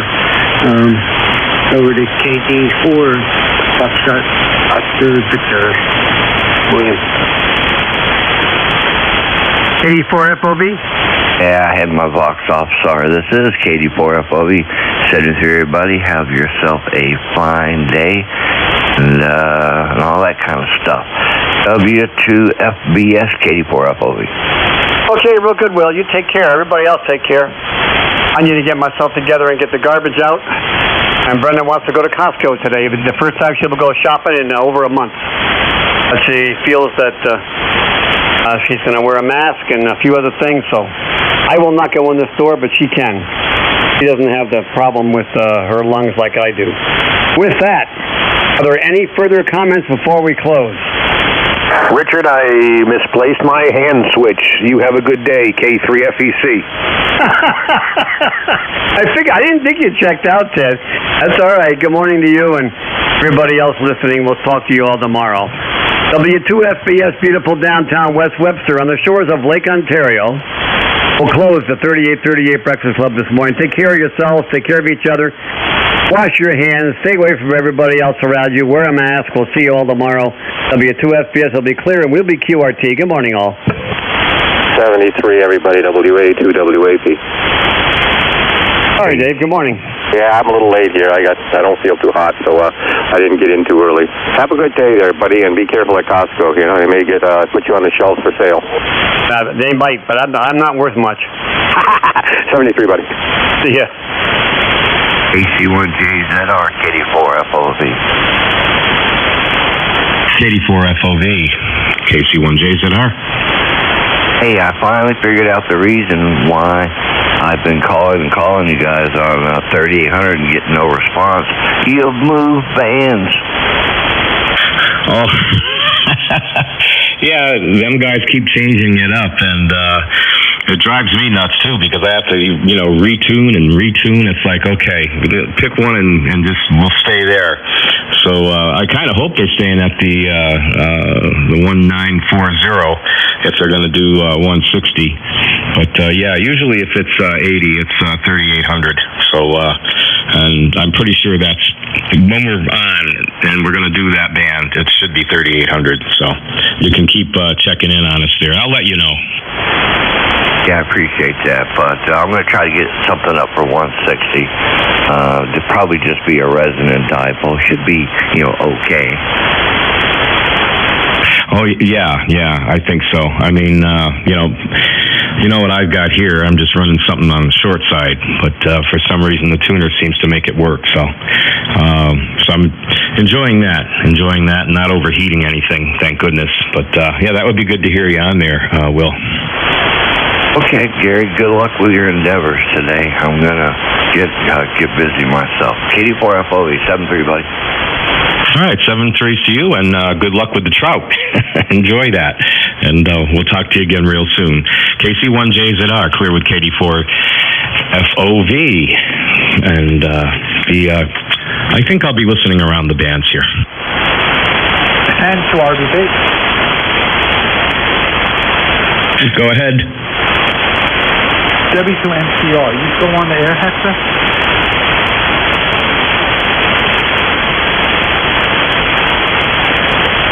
I'm going to QSY to 30 for anybody's there.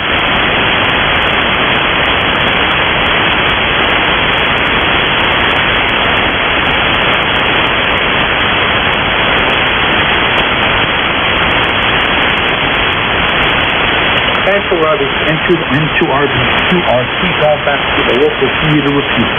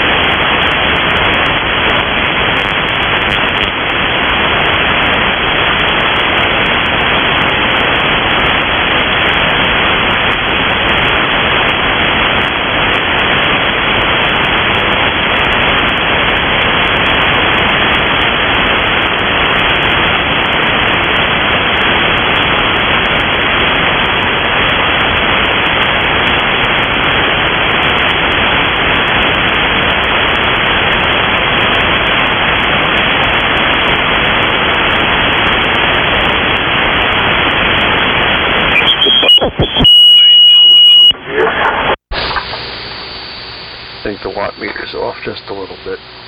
Yeah, Chris down here in Stonington on the Central Electronics 28, about 100 watts of carrier to the inverted V. K1SRE, AJ1G.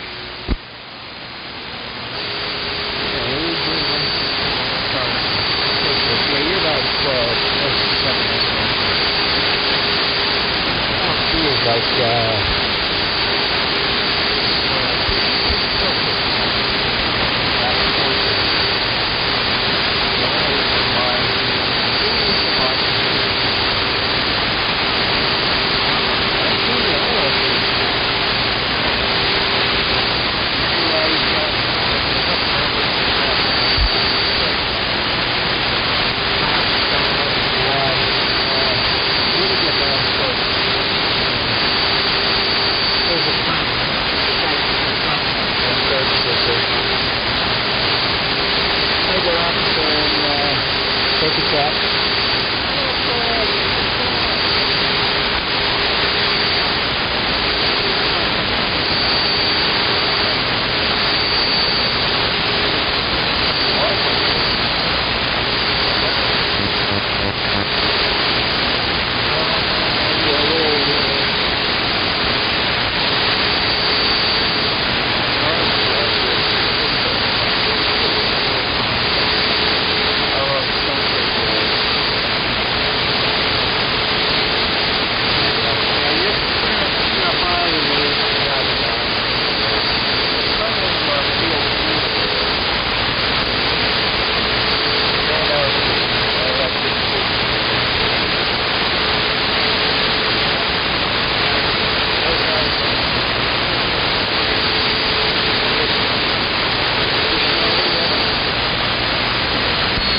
No, I haven't. I might be in kind of a jam here right now. I don't think that I heard on a new local broadcast station, WBLQ 1230, over in Westerly. Actually, their transmitter's only about a mile from me here. I can look at their modulation waveform by cranking up the gain on my off-air monitor scope that I, just loosely coupled to my antenna feed line.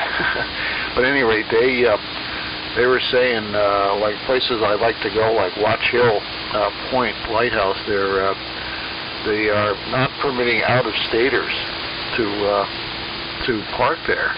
They're chasing people out of Watch Hill and the Mesquannacket area. Well, I don't know about that. That doesn't seem right. I'm really a local for all intents and purposes. We're right over the line. Do most of our shopping over in Westerly, and all our doctors are there, and our hospital is there, and everything else. But I don't know. I might have to stick to Connecticut water. There actually is a good spot. I've heard. I've never fished it, but about a quarter mile from here on the Pawcatuck River. There's a little wildlife reservation, and it's a beautiful shore. So you have beautiful access to the river there, and it's a tidal river, of course. And right now the shad and herring and things like that are running up, and the bass should be mixed in there. So I need to renew my licenses. They don't cost anything if you're over 65 in Connecticut, but you have to renew them every year. I got to go on and renew it, print my licenses, and start throwing some plugs around. And just looking at your QRZ page, very interesting. I know Dale, KW1I, has a lot of information about NDD up there in Bar Harbor and Otter Cliffs and all that. And very interesting about I think he had your call signs from you had Frank Grindle's call sign. That's pretty good. Let's see, what was your old call sign? Did it say? I don't know. Anyhow, interesting.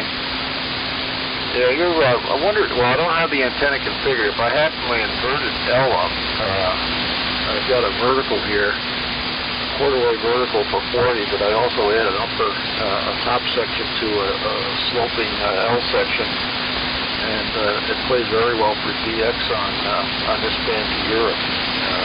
4 elevated radials and quarter-wave radials for 80 and 8 going along for the ride. 40-meter elevated radials on 40. I just run it as a plain quarter-wave vertical, wire vertical hung out of a big oak tree about 20 feet from the trunk. On 40, it's this fantastic DX antenna. 12 elevated radials about 8 feet above the deck, speed points 8 feet above the deck.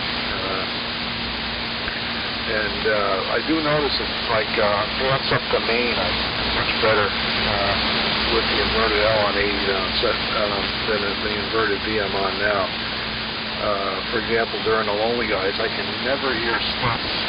You hear the couple late in the net, so I can never hear them locally here on my inverted V, but I can hear them quite well on the inverted L. So it does have a good coverage up to the northeast. K1 SRE from AJ1U.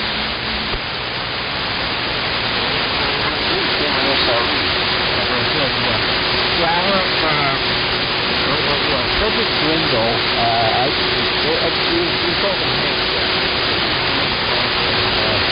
I guess it was 74. He was traveling with 85, 86 years old when I met him. Anyway, somebody here told me his field. I think it's ground science. I found out he passed away in 88. And I tried to take the database and it wasn't there. Actually, the conditional license. And I guess the database on the conditional licenses was probably locked. I don't know. Anyway, I sent a letter to the FCC, and I finally got it. And I got it looking for it from up here. Actually, it was about maybe when I finally got the call sign. From what? About the name is he was a real down easter. His family there's a lot of Gringles up there by Bar Harbor, and a lot of them on the islands. I was suspecting that it was from Canada. They were probably from Canada originally. Out of Point. They're on a map. There's a map from, I guess about probably 1890s or something like that. Their family's been there around time. Simon Hank, he was quite a guy. I didn't have audio clips of him. I have audio clips of him talking to his friend over what was it? I don't remember the name of the town. It's right across from Mount Desert. It's over there. Oh boy, I'm having a brain fart here. I can't remember the name of the town.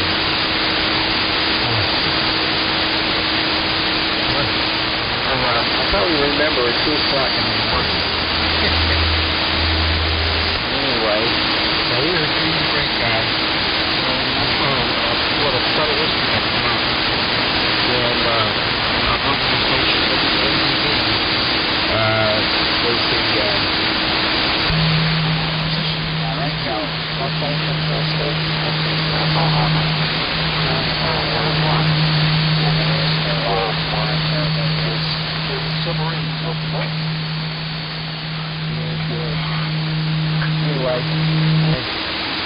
I wrote on the whole history there. Anyway, where is the I'm not up busy. I'm going to look up Everest including the back stuff.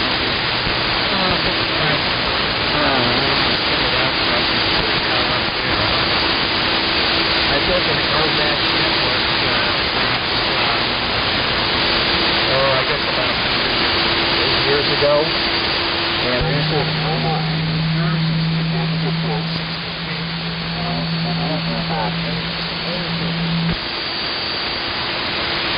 it works quite well. When I get something that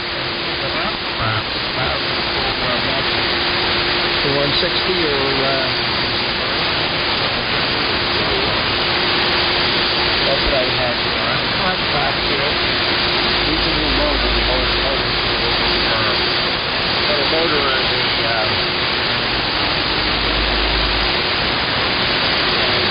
there's an old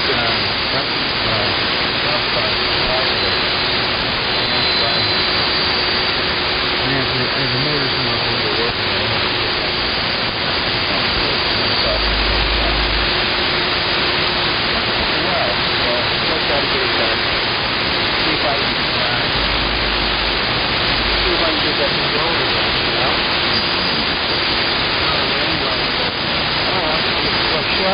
I used to I was way up north slowly. I was way up by the Willow not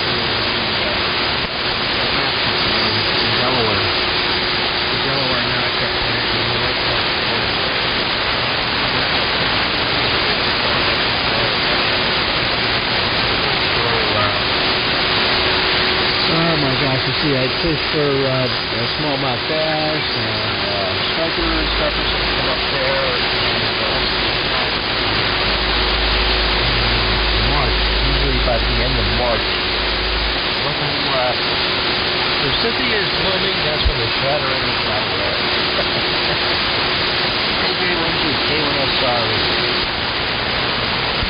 Okay, Mark, K1SRE, HA1G. I figured out my input-output discontinuity here is that my heat tip watt meter has a calibration switch and it's a little dodgy sometimes, and it must have been just not making proper contact. So everything looks right now. I'm over 100 watts output with just about 200 watts input, which is where it should be running. Okay, yeah, regarding the inverted L, it's, I'll start from the ground up. It's, start at the ground and then about an 8-foot high 4x4 post sunk in the ground. And then at the top of the post, I got 4 eye bolts to take the tension on all of the elevated radial counterpoise elements. And then they're all tied together with a big split copper bolt to the shield side of the feed line. And then tethered from the big oak tree. It's a huge oak tree with a very high crown, and most of the branches are over 50 feet up. Below that it's all clear. There's nothing under it. It's a nice wide open space. And about 3 feet to the drift of the fence is where the antenna drops from the branch. I had the same thing. I had our tree guy, arborist, who's very, very good tree guy. He's very good at getting lines and things. He does that on a daily basis for his work.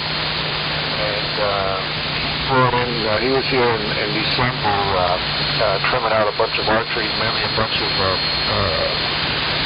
Tupelo black gum trees that are coming out quite close to the house. And while I was here, I asked him to get a line up in this oak tree, because I've been wanting to put a vertical up on the spot that I have this one now, ever since I moved into this lot. So this would be a perfect spot. It's right over the leach field too, so there's a lot of moist ground there. Anyhow, the birds, I put the lizards up on this branch. He shot a lining with he had like a slingshot on a tripod, and he set it up and he let it fly and he hit the branch perfect on the first shot. And I ran, it's like a halyard, a newer loop, so I can, if there's brakes, I can, or something breaks on a pulley or whatever, I can lower the loop wire and restring a halyard into some sort of clamp that holds the line, the halyard up. These 3/8 braided rope to lap, and then the black has a 3/8 inch halyard that holds up the antenna.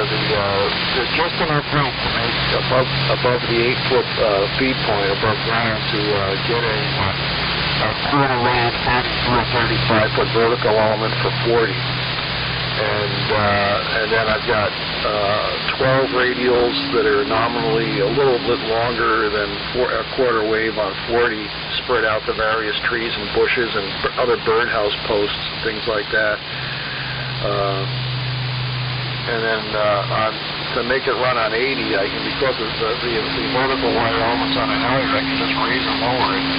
And I want to shift to 80/75. I have a little carboneer clip that holds an insulator, and then a little strain relief type jumper and a quick disconnect. And that connects right to the top of a 40-meter wire element. And then it's spun out for the rust.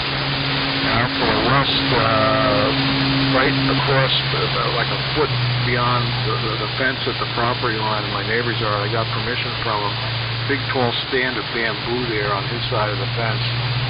And I've got a gin saw made out of a piece of bamboo, a stalk of bamboo. Out of that bamboo, I had to cut a bunch of them out with his permission as well. We had an ice storm, and a whole bunch of these bamboo stalks were into my some Himalayan birch trees right on the other side of the fence. A lot of which hold up the radials. At any rate, I had to cut a bunch of the stalks out of my birch trees in the ice storm. And one of them's like 15, 20 feet long, and that one is smashed like a gin pole to another stalk in the ground. So the block for a halyard to hold up the far end of the horizontal element of the L, it's a slight downslope, 20 degrees downslope from the peak of the vertical wire to the west, and that's on a halyard too. And that's actually got 3 lengths. It's got a couple of insulators and the main segment and 2 extension segments, and that's adjusted so it without the extensions, it was resonant right around this part of the band, and then I also have another section that comes in for the DX window down 3790 to 3800, and then another one for the CW band. Now that thing plays really well on DX. It's got a lot of times it's about 20 dB down from the inverted B for high angle radiation. But it plays like a bastard to the rear end, especially both on 40 as a quarter wave vertical, and then in this band is the inverted L. And for this band, I took 3 of the 40 meter radials, approximately equidistant in the angle, maybe 90, as close as I could to 90 degrees apart, and put extensions with quick disconnect so I can connect and disconnect the extensions to lengthen those 4 radials for this band, and it resonates quite nicely, and then the remaining 8 40 meter elements just go along for the ride. So that's what it is. K1SRE AJ1G. K1G, K1SRE. Yeah, I think that's what that's set up there. Mine is pretty simple, it's just have the mouse box and the Lima box, it's in the Silva, and I obliterate the base of the inverted L, and purple strap coming out here, and that's where all my radials were attached there. And then I had like I said, I had that big capacitor, and then I had a coil. This actually came out of an old tuner, and I had clips there, and I used to clip it. I go out and clip it like 160 and 75. So that's the only thing I do is go out and clip. But then through the fine tuning, I wrote a 1 RPM motor in there, DC motor, and that ran on a control cable.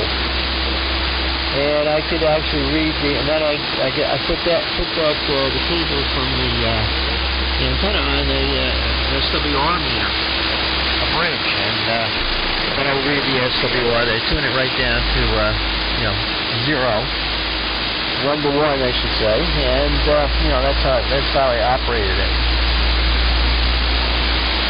But I want to get it back up again, so I got to get an Argo over here to clear out that tree, like similar to what you have. There's a nice big center stem to the tree, center branch, pretty hefty. Okay.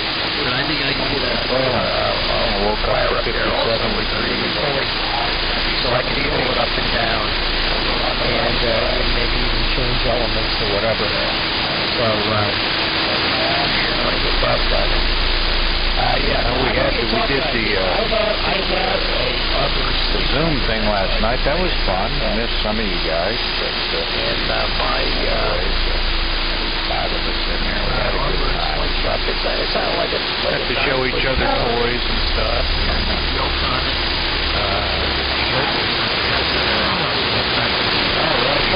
Where it goes. Like a big arm, on bands, and with a big leather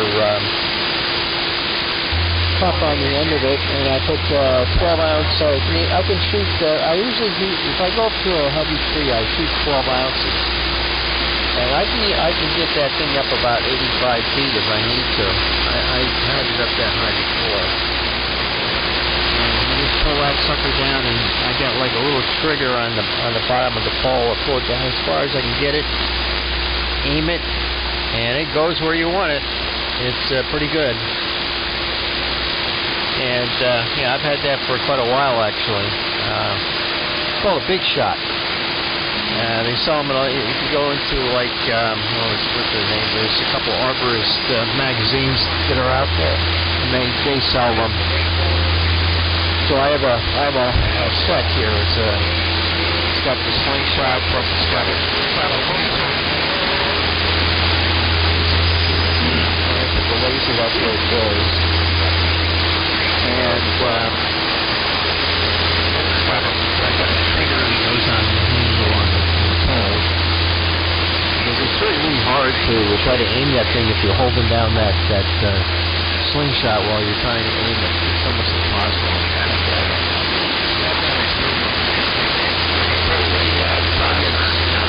Maybe different company, but same thing. Anyway, I get a call here. I have to go into the kitchen.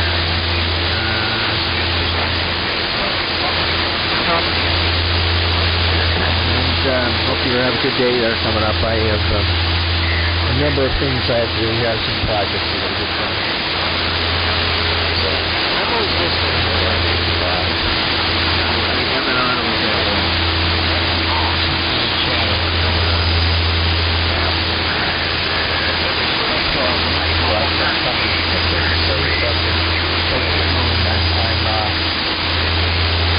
I'm just working away here. AJ1G, K1SRE. I'll pass you to find all of it. Okay, very good, Mark, and K1SRE, AJ1G back. Yeah, okay, a hot shot. I'll have to look for that. Yeah, this guy Eric down here is he's ex-Navy. He's an ex-Navy sonar tech, I think. Rode on to Dallas. The one that the real Dallas, not the one that was in on for Red October. But he was like Jonesy, I guess. Anyhow, he after that he got out of the Navy. He got into he's a tower climber. He got into tower climbing for microwave installs and cellular installations, things like that. And then he decided to branch out into arborist work. Very good. He's got it. The biggest problem is he gets a lot of work and he has trouble finding good workers to help him. But he's really good, very, very safety conscious and all. It's just hard to get him to show up sometimes. He's so busy. He actually came out here just to pay a social visit. Me and my wife like to commiserate on landscaping and stuff. Diane did landscape design work for a bit, has a degree in horticulture, and he just stopped by to say hello. And I was out shopping, I think, a couple weeks ago, and Diane showed him the monstrosity of the antenna, and he was laughing at it because it's got a big umbrella of radials going all over the yard. I got it set up so I can. At all the termination points of the radials, I have little lines with bungee cord that end in little hooks that the end insulators. The end insulators I'm using for the radials are just loop the tie wrap. Works just fine. But anyhow, I can unhook the far ends of the radials